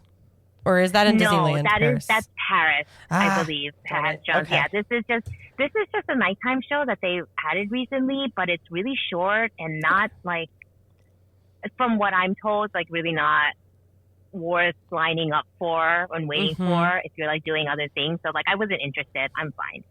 I'm more about the ride. Right. Yeah. So after this, I think I was hitting a wall, but I was no, just keep going. So I was just taking it easy after this. So I went to Cinderella Castle. And I didn't see this the night I went in. I saw it a little bit, but I didn't really do stuff because, like I said, I wanted to go ride everything. But there is a hub in front of the castle, but there is no road that passes in front of this. I think this is genius. So you know the way our parade route goes? It kind of comes from Fantasyland or something, goes in front of the castle. Or not Fantasyland. I guess it's I don't know. So it comes from, if you're looking at the castle, it comes from the left and it goes in front of the castle.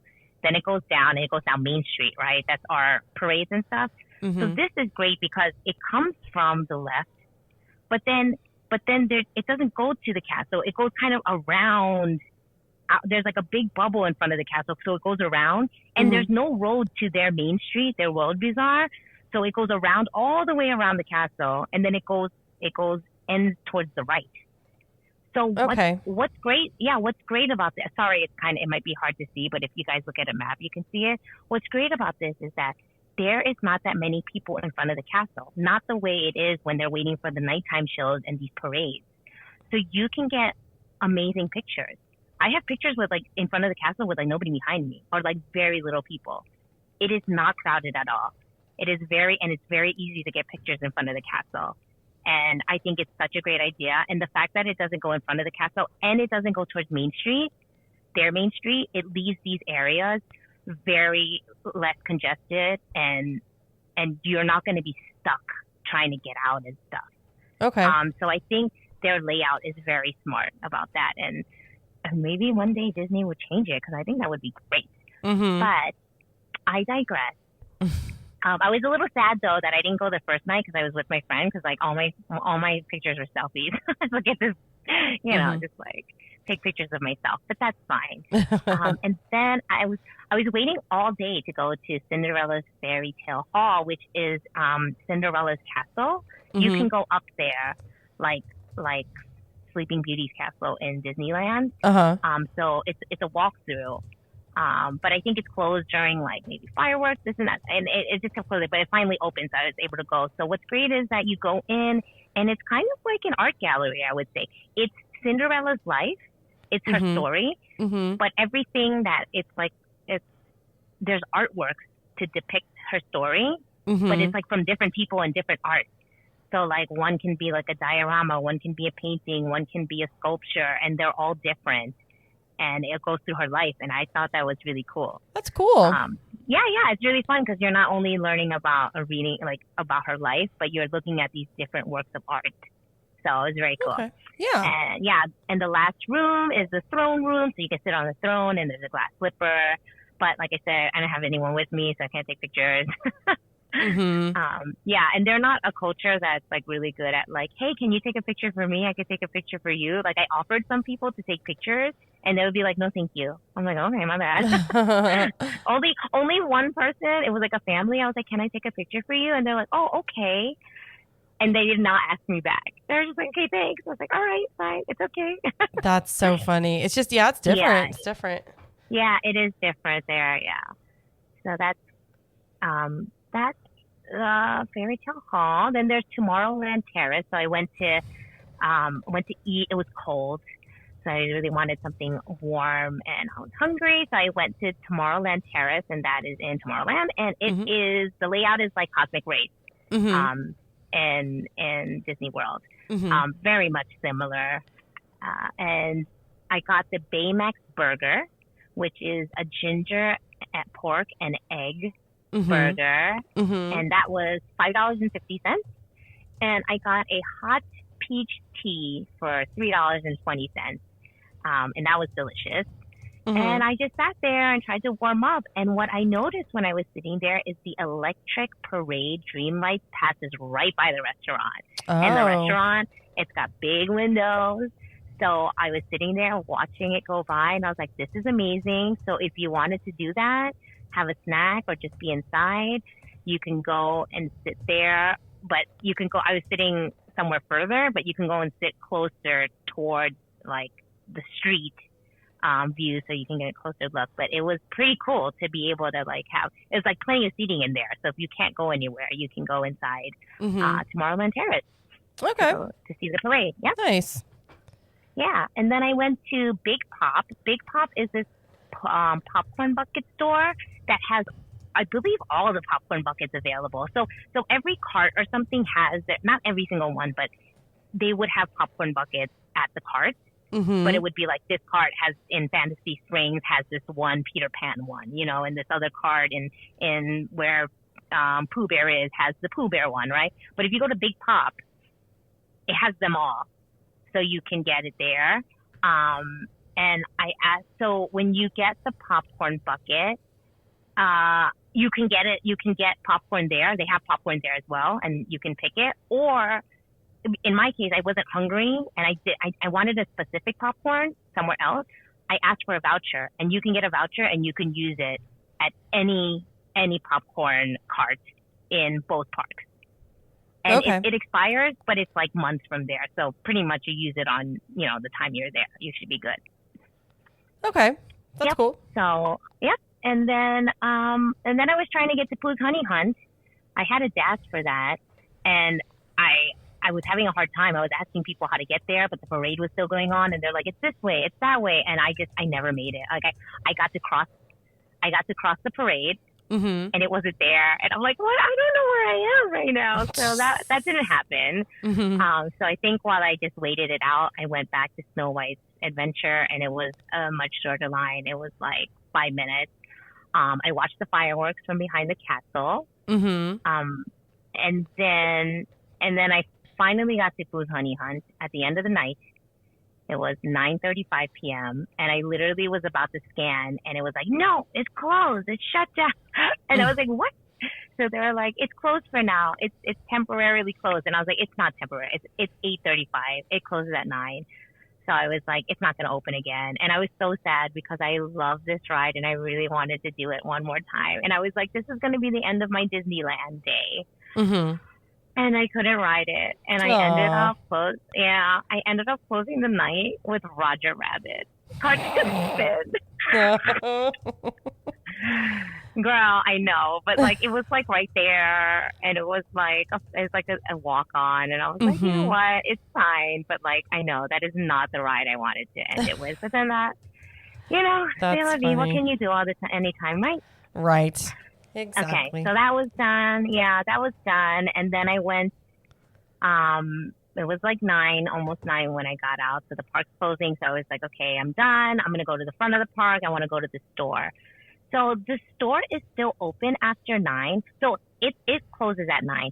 And any ride, like if you go to a ride, you're not getting on the line at 9 o'clock if there's like an hour wait. They've already closed it. Yes. So this is different than the States.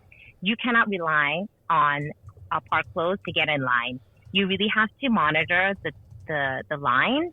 And I can't even tell you that if it says an hour, it's going to close an hour before. I'm not sure when they do it. Ooh. So if there is something that you want to ride, don't wait till the end of the night.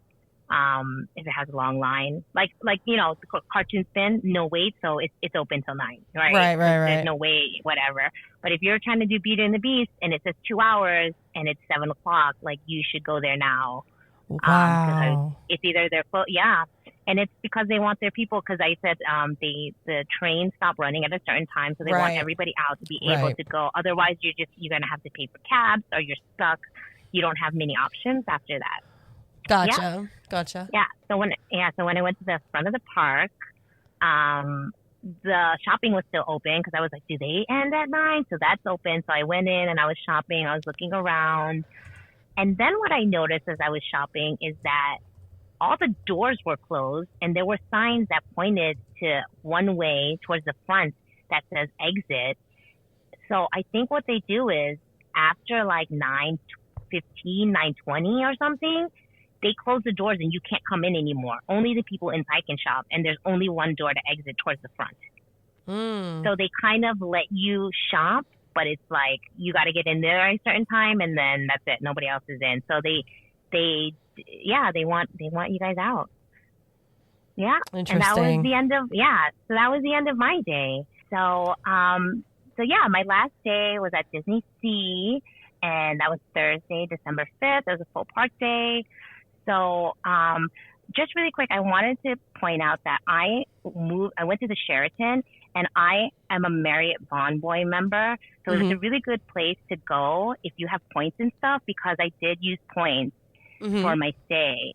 Okay. So it's like practically free. So maybe, that's something that you guys can look into. That's a great idea. Yeah. So, and then I got, because I'm like platinum status, they upgraded me to Club Lounge. So I woke up early, I had breakfast, I got to the monorail at like 7:50, and I got in line at like 8:10.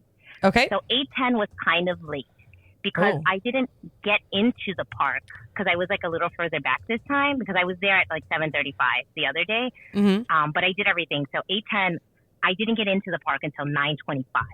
Ooh, okay. So by that time, when I tried to get my Disney Premiere Pass with Anna and Elsa, I didn't get it until 6:50 p.m. So it was like not coming up. And then when I did get it, it was like, so it was really late. So that's why I'm saying like it really matters what time you enter the park. Get there real early. Yeah. So I think I'm positive that you're going to get it as long as you're there when it opens. But it depends if you're in the front of the line or in the back of the line when it opens, that when you're going to get your passes. Okay. So I got that. And then I didn't do Rapunzel. So I got that as standby. So that was fun. Yay. I went to Tower of Terror. I did my dad's registration there. Again, lots of questions, but it's fine. Is it like the one in the state in Disney World, or how is it different? It is the one. It is. Oh my God! You know what? I forgot. But I think it's like the one in Disney World. I don't think it comes out. I don't think. Okay. I don't think it moves out. I think it just goes up and down. Gotcha. Right. But the story is different, and I'll get there in just a second. Oh, okay. So Marie was out and about. She was cute. She had a Christmas bow on that was adorable. And I tried to go to the Venetian gondolas, but the wait was like 40 minutes, and I was like, you know what, I'll go later. I really regret that because it ended up that the wait times it didn't really go down, but then it was closed on and off all day, so I never got there. So if you want to do something, 40 minutes isn't bad. If you could do it, go do it. So the wait times that day was really high. I don't know what it was. It was a Thursday. At 10 a.m., Soaring was at 160 minutes. Tower of Terror was at 2 hours. Oh, jeez. Toy Story Mania was at 2 hours. Journey to the Center of Earth was at 2 hours. Indiana Jones was 100 minutes. And Raging Spirits was at 90 minutes. So, yeah, and that was 10 a.m. And, the park opened at like 8:45, 9 o'clock. So this was the busiest day. Wow. Yeah. So to kill some time, I went on the electric railway, American Waterfront. So it's a one-way thing. It's an elevated trolley. So I went from it went from the American Waterfront, and then you go to Port Discovery, and then I got off and I went back from Port Discovery back to American Waterfront. It's cute. It's nothing, nothing to be, to rave about. But so then my Tower of Terror reserve time came, and I checked in 5 minutes before, and it worked because QR code was there. So it is like the Disney World one, but the story is different. It's and I know this because the Japanese are unfamiliar with the Twilight Zone. So yes. So really quick, what they wrote is the attraction takes place within the long abandoned high tower built by Harrison Hightower III to store his collection of unique antiques from his various expeditions around the world. After a catastrophic event in the New Year's Eve 1899 caused Hightower to disappear, the hotel was closed for 13 years until New York City Preservation Society began to offer tours to the hotel to highlight the value of Hightower's collection and potentially solve the mystery of Hightower's disappearance. So that's the background of this. Okay. Yeah, it's very cool. It's very cool. It's got lots of stuff. In the pre-show, they play a megaphone for you, and it's Hightower's voice, and he's saying the curse is real. And that's like the last time you heard of him. Oh. And you're in the room. Yeah. You're in the room, and there's stained glass. So the pre-show is like a stained glass window that's also like it's a video. It ends up being in it. It's telling you what happened. And there's a monkey there that's a statue, and he's there, and then he glows, and he comes to life, and he disappears. And it's amazing, and I have no idea. Oh my goodness! I have no idea how that happened, and it was right in front of my face. Amazing. So the one thing to say about this ride is that they asked me if I was going to be okay because the seatbelt is tight. And I was like, yeah, I'm going to be fine. It's actually really tight. They have a 3-point belt, like a car, like a front seat of a car. Yeah. So you've got it from your shoulder and your waist. And from the shoulder, it's pretty tight. And I think it may be a little uncomfortable, but it's probably because also like, it was cold, so I had like my sweater, my jacket, and stuff. So maybe it's like you're bulky too. But it was pretty tight, so I was a little uncomfortable, but it's fine. But I understand why now they asked. First, I was like, of course it's fine, because I thought it was just on your lap. But it is a 3-point belt. Okay. Yep. So I did the capsule toys again, and that was fun. And I got 3 more because that's all the cash I had, and I got one I didn't get, and I got 2 more of the other one. Oh my God. But then I just kind of talked to the lady behind me, and I was like, I have this. Do you have this one? And she's like, I do. And we traded. So that was cool. That's so fun. So then I ended up getting all 4 different ones. So then I went to Fantasy Springs for my Rapunzel ride. This time the entry was so crowded. It was packed, and it was just a mob. So I don't know what happened that day, but it took a little more time to get in. I requested the DAS reserve time for it, so I came back later because it was a little long wait.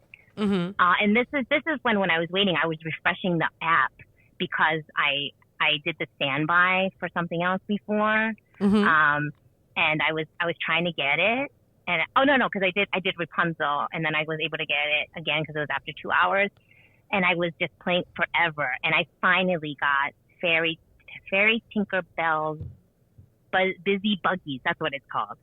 But honestly, this is really tough. Like, you could be doing that forever and get nothing, and sometimes you could be lucky. So yeah, so I got Fairy Tale, or Tinkerbell, and there is no other way to ride this. You could only ride this by standby. That's it. You can't buy anything, and you can't wait online, which is weird. I don't know why they don't let you buy it, but yeah. Well, so I explored the area until my waiting time. I went to this gift store. It's in the hotel. It's amazing. It's got good stuff. And then I finally went to my return time came, and I went to the Rapunzel Lantern Festival. Oh my God, it's amazing. It's so pretty. It's a boat ride. I have to do this ride. I have to. Yes. And you go, and there's a tower, and she sings to you. She's really singing, and like you can see her, and it's a great animatronic. Because like I zoomed in with my camera, and I was like, oh my god, it's like a real. And what's great, what they did that was such a good thing was that the tower is also by the street, so if you're not riding it, you can see her singing. So it's nice. Oh my gosh. So somebody I follow on Instagram, she's there right now. And she said something about like, while everybody is running to all of the rides in Fantasy Springs, I'm out here taking pictures in front of the tower. And I was like, oh, okay. Okay. I see you. No, I think that was so smart of them. It's like, okay, if you can't ride it, at least you can see this lovely tower with Rapunzel out there, and you could hear her singing. Yeah, and she's singing in Japanese. It's really cute. Oh, that's so cool. And it's beautiful. And there's like a lantern area, and that's beautiful. Oh my goodness. At this point, I'm starving because I don't think I ate anything, and I was just boom, boom, boom. So I went to Mysterious Island, somewhere in Mysterious Island, not Nautilus Gallery, and I got a gyoza bun. I did not want to eat it again, but I was like, I don't know where to go, so I went there. And they also had a hot red wine, and it was only $5.25, so that's great. And I was afraid though, because I was like, oh no, I don't have my passport because they don't do any tax-free stuff over there. So I was like, I don't need my passport. So I was like, oh my god, I hope they don't ID me. I'm going to be really embarrassed, right? But they didn't, so it was great. Okay. Yeah. I was like, why would they need your Oh, got it. That's the red wine, wine. But they didn't ask, so. Yeah. So at 2:15, there was a special Disney Christmas greeting. Okay. It's only a few minutes, so there's two a day. I missed the one at 11:45. So it happens in the water. There's a huge like bay, right? It's the harbor, Mediterranean harbor. So I was in the back of it, but it's anything that happens there, it really focuses mainly towards the front of the park. So if you really want to get a good view and of the parades and the nighttime show, you have to be like in the front of the park looking at Mysterious Island, because that's where they face most stuff. But I was in the back of the park, like back of that area next to Mysterious Island. So I was looking at the front. So yeah. But it's cute. It's cool. It was like the Fab Five minus Goofy. So it was like Daisy, Donald, Minnie, Mickey, Duffy, Shelly May, and Santa, and they all had holiday outfits, and they're just in the boat and they're just talking a little bit. It was like a few minute show. That's cool. So you could see it all around the harbor wherever you are, but like I said, it focuses towards the front of the park. Nice. Okay. And then I went to the Popcorn Bucket by Soaring because they had black pepper popcorn, which I heard is really, really good. So I used my voucher there, and I think because the Popcorn Bucket is big, one voucher for the popcorn bucket, you get two sleeves. So two popcorn sleeves. And I was like, oh, okay. Because I guess it's supposed to fill your popcorn bucket, right? Okay. Interesting. Yeah, but what's cool about their sleeves is that you can fold it down. So you kind of can fold it down and like put it in your bag or something. Yeah. So so it's good. What's interesting about popcorn is that it is 400 yen to get a popcorn sleeve. That's like a few bucks, but it's 600 yen to fill your bucket. So it is not the same as the States where your bucket refill is $250 because they like want you to get a bucket and it's cheaper. It's actually more to refill your bucket because I think you're just paying for how much popcorn you get. Interesting. That's so reversed. Yes, I know. Let's see. I went back to the Mermaid Lagoon. I went to explore the Mermaid Lagoon. It's beautiful. You feel like you're underwater. I really think that you could, if you take the time, just go in there and hang out for a little bit. And then I went to Fantasy Springs again because I bought a pass, Disney Premier Access for Peter Pan. And I regret buying it because I already saw it. I already wrote it, and I regret because I went back to Fantasy Springs 4 separate times this day because all my passes were different times. So that's the sucky part about it. And I kind of regret it because I spent so much time in the back of the park and stuff. So really try to think about what you want to do. Yeah. Yeah. So But also too, though, you're kind of like stuck with, you kind of get what you get. Like, especially if you yeah, are walking in later to get your passage, you're like, yeah, well, I guess I'll get exactly. these. That's exactly what happened. Yeah. So, the Arabian Coast. I've been calling it Agrabah, so I think it's called the Arabian Coast. So I Okay. went to the Arabian Coast after I went back to Peter Pan and came out, and I went to the caravan carousel. I was like, oh, what? Who cares about a carousel? It's double decker. It's so cool. Oh, So there's cool. this carousel too. So I went upstairs. I was like, I gotta go upstairs. It's stunning. It's beautiful. I love it. That's awesome. Yeah, so it's great. It's what it is, but the fact that, I mean, it's beautiful. It's so pretty. And the fact that you can ride it on top, like upstairs, that's great. Just do it. That's awesome. And yeah, there's like no wait. It's great. So then I went back to Fantasy Springs because now I had Fairy Tale Tinkerbell's buggy. And it was a 25-minute wait, but it was like 30 minutes. So this one has like no lighting, nothing. Like you just gotta wait, and you can't stand by. You just need this standby pass, which is cute. It's cute. I mean, I just wanted to do it because I didn't do it, but it's really like it's a kiddie ride. It's short. So do it if you want. If you can't, you're not missing out on anything. Okay. And then I went to Indiana Jones again, and that was fun. I got the priority pass for this one. But what was weird was there was a long wait for this priority pass line. I think it was down, so I ended up waiting 40 minutes on like their express line. So that was not great, but it is what it was. Yeah. What was the standby wait for that? Oh my God, I didn't see it, but it was probably like 90 minutes or so. Yeah. Oh gosh. Yeah. Yeah. So then I had a snack at Sultan's Oasis. It had a long naan bread with meat sauce inside, which I didn't like so much. Like when you got to the meat sauce, it was good, but there was like a lot of bread to begin with. And I was like, oh, it's so dry and stuff. So you got to get to the meat for it to be good. But it was $3.20, no big deal. And I got a hot chocolate with strawberry, and that was $4.45, and that was delicious. Nice. And then I got a Peter Pan souvenir wipe case. That was it's something where you put your wet wipes, but it's just a cute thing. So, yeah. So, it was chillier that day, so I really wanted to get this hot chocolate. I was like, I need to warm up my body. It was cute. It was, like I said, it was packed up nicely in a cardboard snack box, and they have a cup holder insert there, so you could just take it to your table or wherever you have to go. Really nice, not like a tray, like a flat tray. Sometimes you're like scared things are gonna spill. So yeah, it was a cute little box. Nice. And then I went to Journey of the Center of the Earth, but I got a dash, but it was down, so that was a bummer. Yeah. I think I got it before, and I finally got to ride it. Oh, okay. Because it was like down, on and off all day. That was fun. And then I went to Soarin' to try to ask to get a DAS return time, but I wanted to just see the pre-show. I did not want to ride it because I didn't have time, because I still had to go to Frozen. And so I was like, and that was a big escapade. Like, I was like, I just want to see the pre-show. And then she's like, I don't know. And then she had to call somebody else, and they're like, okay. Because I was like, it's not a big deal. I was like, can I just walk out? Like, I just wanted to know if I could walk out. And then after all this time, they were like, yeah, you can. I was like, okay. You're like, no one's ever asked us before. I know. They're like, why? Why would you do that? That's probably why.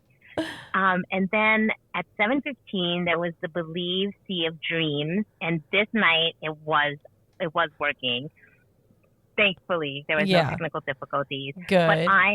But by the time I got there, it was like really not that. It was close to the time it's going to start, so everyone's already standing, and I just stood where I could because I had to go back to Fantasy Springs. So I had to stand close to there because my time, it was overlapping. Like, it was a whole ordeal. Yeah. So I stayed close to where it was closest to Fantasy Springs to watch the show. But like I said, it's kind of like in the back because you want to be in the front. So it doesn't matter. It still looks good, but it was really nice. It was pretty cool. There was a little girl behind me that loves Moana. She was on her dad's shoulder, and she's like, Moana! I was like, oh my God, that was adorable. It wasn't the best because she was screaming so loud, but I thought it was very adorable because she like really loved her. That's cute. Yeah. So I got to see that, and then I had to run all the way back to the back. Right. Because of my Anna and Elsa time, right? Mm-hmm. So I was going. So sometime during the day, I did go to the ride to ask. I'm like, hey, this is my time. I was like, can I come later because I'm going to see this show, and then I'm not going to get back here till probably like 8 o'clock or something by the time the show ends and by the time I walk back here. But the cast member was like, I think you're okay. You can come back, you know? So I got there around 8 p.m. and I had no issues. So I was fine. Right. But it was very stressful. Like, yeah. You're like, I'm going to get there. I know. And I was just like so stressed out. And then after all this time, I like did not get back to Soarin' because I was like, I can't deal with this right now. Yeah. So this was the fourth time I was back at Disney Springs. I rode, advice, riding in the back row might actually be better for Anna and Elsa and Peter Pan because the first time I wanted the front row because I wanted no obstructions. Mm-hmm. But then you kind of like, something happens and you just pass it just a little bit too early. So I think back row is good because then you could see everything and not, you know what I mean? Like you're going to see everything, but I'm just like, I just have to turn my head a little bit too much to see what just happened. Right. Yeah. That makes sense. Mm-hmm. Yeah. So I did that again and I loved it. It was great. And I think that's how I ended my night for rides. So I did the Anna and Elsa, and then I walked around Fantasy Springs because at night it's lit up so beautifully. They have, so with Fantasy Springs, I think the whole thing about them is that they have all this rock structure and it's all like carved out characters everywhere. Mm-hmm. So you just walk around. So I just decided to walk around. It's lit up beautifully, and I just went to see all the characters around there, and it was amazing and beautiful. There's so many you could see. I didn't even get half of them because I keep seeing pictures from people. I'm like, oh my God, I didn't see that. Where was that? Where's this? Where's that? Yeah. It's very cool. Mm-hmm. And then I went to the store again because the first time I went to the store, it was insane. And then now at nighttime, it was really died down. So it was, if you can go at off hours, it's better because it was like too hectic for me that I had to get out before. Mm-hmm. That was cool. And then I explored Captain Hook's ship. So they have a ship there for you that you can like go in and walk around and stuff. Oh. And so I did that because I didn't do that any other time because there were so many people. But because it was like park closed now, mm-hmm. I decided to do that, and it was great. And I got to ring the bell, and I got to see some pictures. So that was it. That was it for my Fantasy Springs day. All right. Yeah. And back to the hotel? Yes. And I just went back to the hotel after that. But I did have some random things to tell you real quick about the park. Sure. So I found the bathrooms hard to find. I think because they're not labeled. So they're not going to be in front of your, like right there. Like if you're walking along, there's not a bathroom to the left or right. It's like, hey, you have to go around here. It's in the back there. So it's a little hidden. So you might have to ask somebody where the bathroom is. Okay. And mostly throughout all Japan, there are no paper towels in bathrooms. Hand dryers are available in most places, but they do not have paper towels. So it's a big thing in the country to use a hand towel. Like you just carry a hand towel in your purse or your bag or your pocket, and they sell hand towels everywhere. Like if you go to any store, there's hand towels. Like I went to the Pokemon store, the Nintendo store, all over Disney, and they have hand towels for you, adorable ones, so many different kinds, because I believe that's like the culture there. And I think that's a great thing. You know, you don't have the trash. Right. Somebody doesn't have to clean up. Somebody doesn't have to change it. Yeah. It's pretty cool. So just letting you guys know, because you can get a hand towel over there and carry it with you. That's very they interesting. Yeah. Mm-hmm. And also bathroom stalls, they have some with baby seats, and they're indicated outside the door of the stall that there's a baby seat. So it's something where you can put your baby to sit in while you go to the bathroom. I think I've seen these. That was so cool. I mean, how great is that? That's so genius, you know? Yes. Yeah. Because, you don't want to leave your baby outside in the stroller. You want to hold your baby while you're trying to go to the bathroom, right? Right. Yeah. Oh, that's perfect. Yeah. And then there's, in the women's room, it's so cute. There are small, low urinals for women with young men. I mean, I'm sorry, young boys, like young sons or Oh, really? yeah, people that are taking care. Yeah, so there's in the women's, it's all the way like down to the floor. And I was Mm-hmm. like, what is this for? And I was like, oh, it's when you bring your little babies, little boys Oh and my gosh. stuff. They think of Yeah, isn't that so everything. smart? Yes, yes, Jamie. Yes, I could not believe it. It's Oh amazing. my So there's gosh. trust me, bathrooms in Japan was the one thing I was just like, wow, this is amazing. Everywhere you go, amazing. And also, I wanted to mention that I think guest relations is only available in the front of the park. Okay. Like there is no umbrella, there is no other things, and that leads me to believe that this culture does not have as many complaints as our culture does. I think you're probably right about that. Yeah. Yeah, because when I was having, I mean, there's going to be somebody to help you if you there's cast members everywhere. If you have an issue, but I don't think they're having issues with passes and DAS and whatever things like we do, which is why it's only in the front of the park. Right. That's my guess. Yeah. So that's just something that you might want to keep in mind. But yeah, that's my park days. Mm-hmm. And then the last day, just want to mention that. So that was my last day. I didn't go to the park that day. I did go to Expiari, Mm-hmm. and I went to the Disney store there, but I messed up, and there was a different store called Bon Voyage, Okay. which is a store outside. It's outside of the park that sells park merchandise. It's not going to sell all the park merchandise, but there's park merchandise in that store, which I did not know where it was and I was not aware of. Mm-hmm.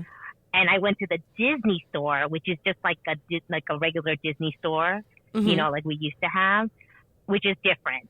So if you're gonna go there, go to Bon Voyage Okay. for the park stuff.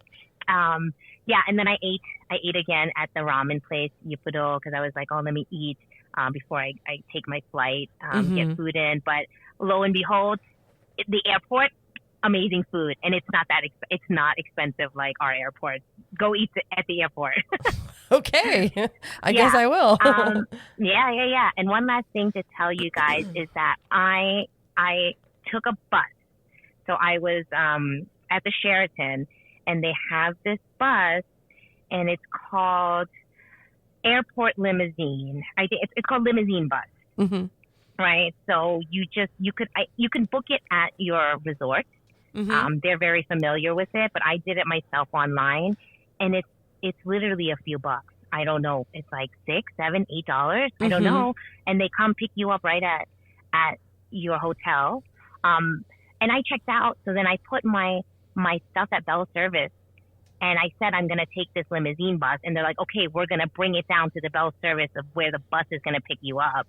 And then when I got there, like my stuff is there. It was great.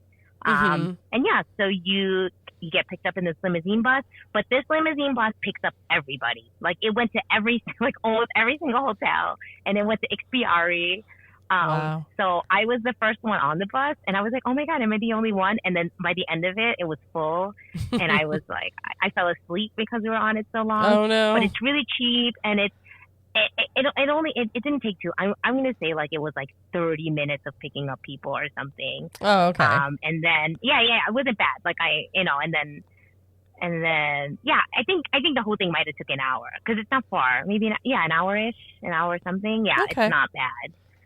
Yep. That's not too bad. That was my whole trip, and I really appreciate you listening to this long-winded conversation. I'm so sorry. No, I learned like a ton because again, just almost a blank slate. I knew about Fantasy Springs a little bit. I knew a little bit about, like some of the customs they do that are different from the US and everything. I knew about that, but not nearly as much as you just gave me. So no, it's very good. I do have some questions that I wanted to get some clarification about. Yes. How close are the parks to each other? Oh, so they're really close because it's just okay. So it's a monorail line, right? Right. But this monorail is not. It's not going like from the TTC to Epcot. It's not like that. Okay. It's probably more like the resort line. You know what I mean? Okay. Yeah. Yeah. So they're really close. like near each other. Yes. Oh, so let me tell you something funny. So I get off Bayside Station, which is where the Toy Story Hotel is, and which is also where Fantasy Springs Hotel is, Mm-hmm. right? So from Bayside Station, I had to take it one stop to see the Disney Sea, Mm-hmm. and that's the front of the park. If they ever allow it, I could go into Fantasy Springs Hotel and walk to the back of the hotel, and then you would enter Fantasy Springs from the back. Like you would, because Fantasy Springs is in the back of Disney Sea, Right. so you would be able to walk from Toy Story into Fantasy Springs from their hotel right there. Wow. Yeah. So it's all close. Yeah. It's nothing. It's not walkable. Mm-hmm. At least I don't think so. Okay. I think it's not walkable because there's no street, not because it's too far. Gotcha. You know what I mean? Yeah, it's not accessible because there's not walkways for people to do that. Okay. So yeah, it's really close. So if you're on the monorail, you're doing a circle within the 15, 20 minutes if you even that long. Yeah, it's really quick. Wow. Nice. Okay. Mm-hmm. Yeah. So, you mentioned you were, taking lots of selfies and taking pictures. Do they not have any kind of like memory maker photo pass equivalent? Okay. I do not think they have anything like photo pass photographers or anything. I did not see that. I have heard that there is like at the character meet and greets, like the official meet and greets, not the roaming characters, that there is a person that takes pictures there. Okay. But I didn't see anything else. I did not read up on anything about a package, and I don't know how to get photos because, like I told you in the on-ride photo, I'm like, I don't know how to get this. I just saw a QR code and it went to nowhere for me. Okay, right. Yeah. Okay, what was your favorite part about the trip?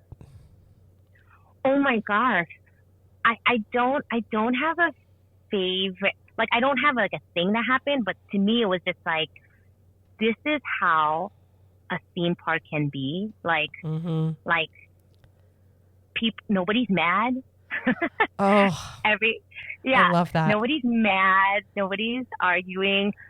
Things are affordable. Like even the little trinkets and stuff. I was like, oh my gosh, all these things are just like, oh, this little thing is $7, $8, this is $10. When like in the States it would be $25, $30. The ears are like $15. Or $12. Oh my gosh! Yeah, ears here now are $40 to like $45, $95 if it's sure. Yeah. They're like $15 there. And they're beautiful. They're not like bad. They're great and they're wonderful. So I think just I don't know, my favorite part is just the fact that I'm like, this is what it could be. Right. It feels good. Right. And just the rides, I'm like, wow, these rides can be like really stellar and awesome, Yeah, so I think it's great. It does kind of ruin it for the States a little bit, but there's always magic still. But it's just different. I can't say, and I can't say enough like how much I think everyone should go. Like I'm thinking if I find cheap flights, like I'll just go to Disney just to go for like a few days. Yeah. Because I think this last day I was really disappointed because I wasted my time going to Fantasy Springs so much that I couldn't really explore the park as much as I wanted to. And I think that park is really big, but there's so much to it that if you could just take the time to just walk around and take the stuff in. Because I never even went to, there's like a boat there with like Teddy Roosevelt Cafe and something in Cape Cod. Yeah, there's like a boat like that you can go into and around. I didn't even get to. Yeah. Okay. Yeah. So. What's your least favorite thing? Oh, my least favorite thing. Well, I was. I think the time stuff. It's confusing because, like I said, a 10-minute window for your mobile pickup leads me to be confused of when I should actually order it and things like that. And then I was confused about the return time for DAS, but like that's nobody's fault. Right. But it did seem weird that it's like this, like how do you know I can get back at this time if I ended up eating or doing something? So I think time management was a little difficult with with stuff. I guess the worst thing is probably Disney Fantasy Springs, because like you're getting these passes, but you can't time them right. You know, you just gotta take what you can get. And as opposed to like, I never tried this, but in Disney World, they will really help you if they're like, listen, I have this Remy's pass, but I need to go have lunch and then also go to Cosmic Rewind, so I can't get to Remy's until like 2 hours past my time. Right. Like, can you fix it? And then usually they're really nice and they're like, okay, we'll fix it for you. I don't think this is a culture where they're making these adjustments for people. Not to say they're not going to help you if you miss something, but no, yeah, I get what you're saying. Yeah, I get what you're saying for sure. Okay, so you had mentioned a little bit. You're like, if you know, going back, do you have like any maybe near future or far future plans to return? Like, what would you go back in a heartbeat? Would you go back by yourself again, or would you bring your family, or I would go back in a heartbeat. I want to bring my family. My son would like it. My husband is not into theme parks. He will go, but he's not. He's like, I'm good, right? He hates crowds. He hates lines. He doesn't see the magic in it, but he'll suck it up if I go. But I don't think he wants to go to Japan because it's like the time difference and everything. Sure. So we'll see. My son wants to go, so I'll take him someday. But I think for now, I would love to go back if I can.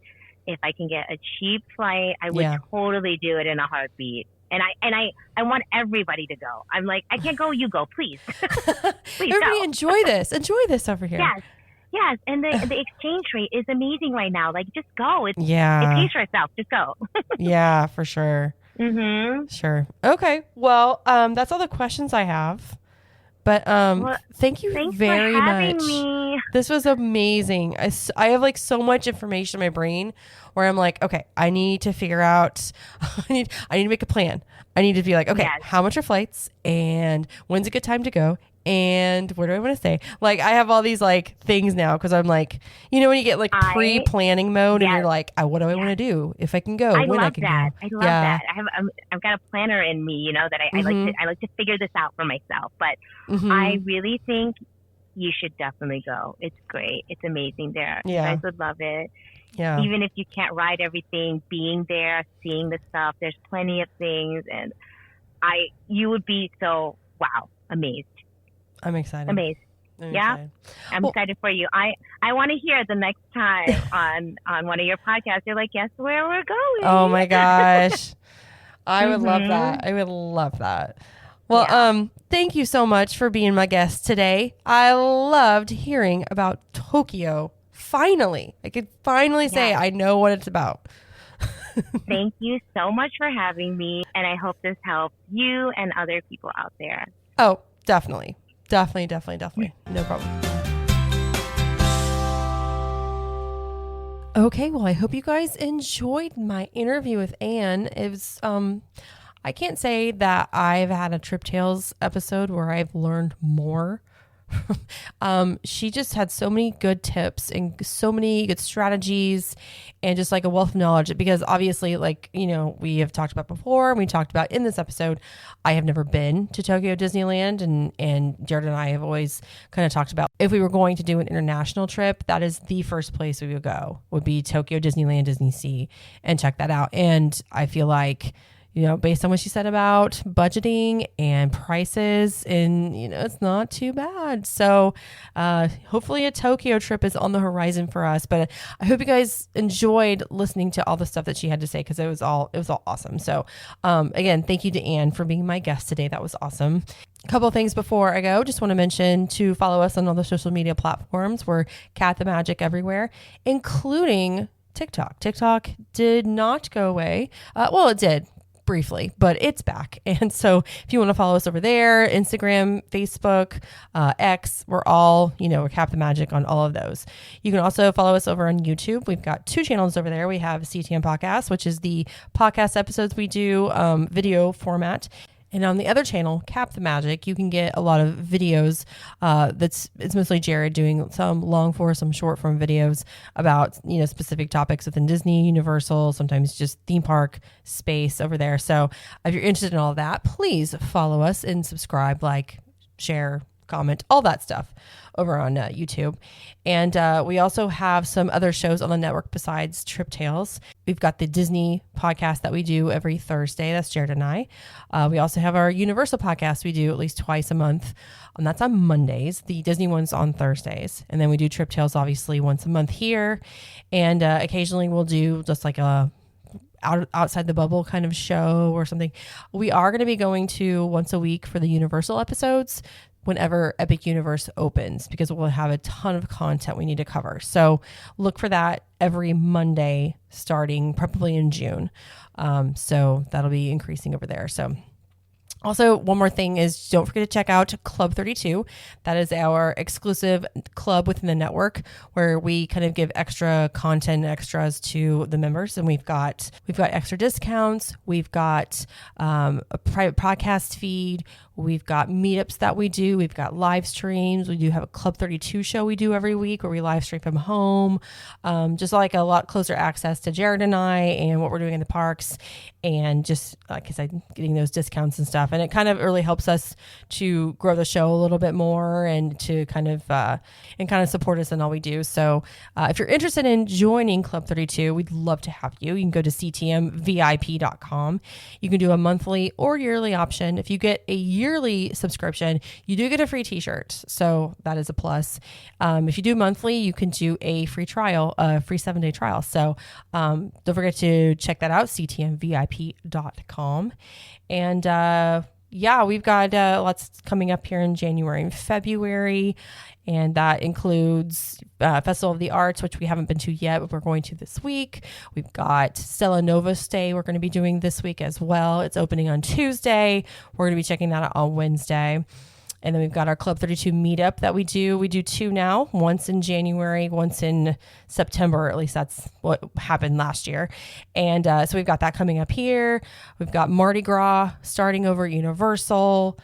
We've got Flower and Garden coming up. Just lots of stuff going on beginning of the year. And then hopefully they'll do some kind of soft opening for Universal or, pass holder previews, something, happening in like March or April or something. So hopefully that will come up too. But lots going on. So we are excited to share all of that with you guys. And I'll have more Trip Tales episodes coming out, and like I always do. So I think that's it for me. So thank you everybody for listening today, and thank you Anne again for being my guest today. And as I always like to say, we will see you in the park.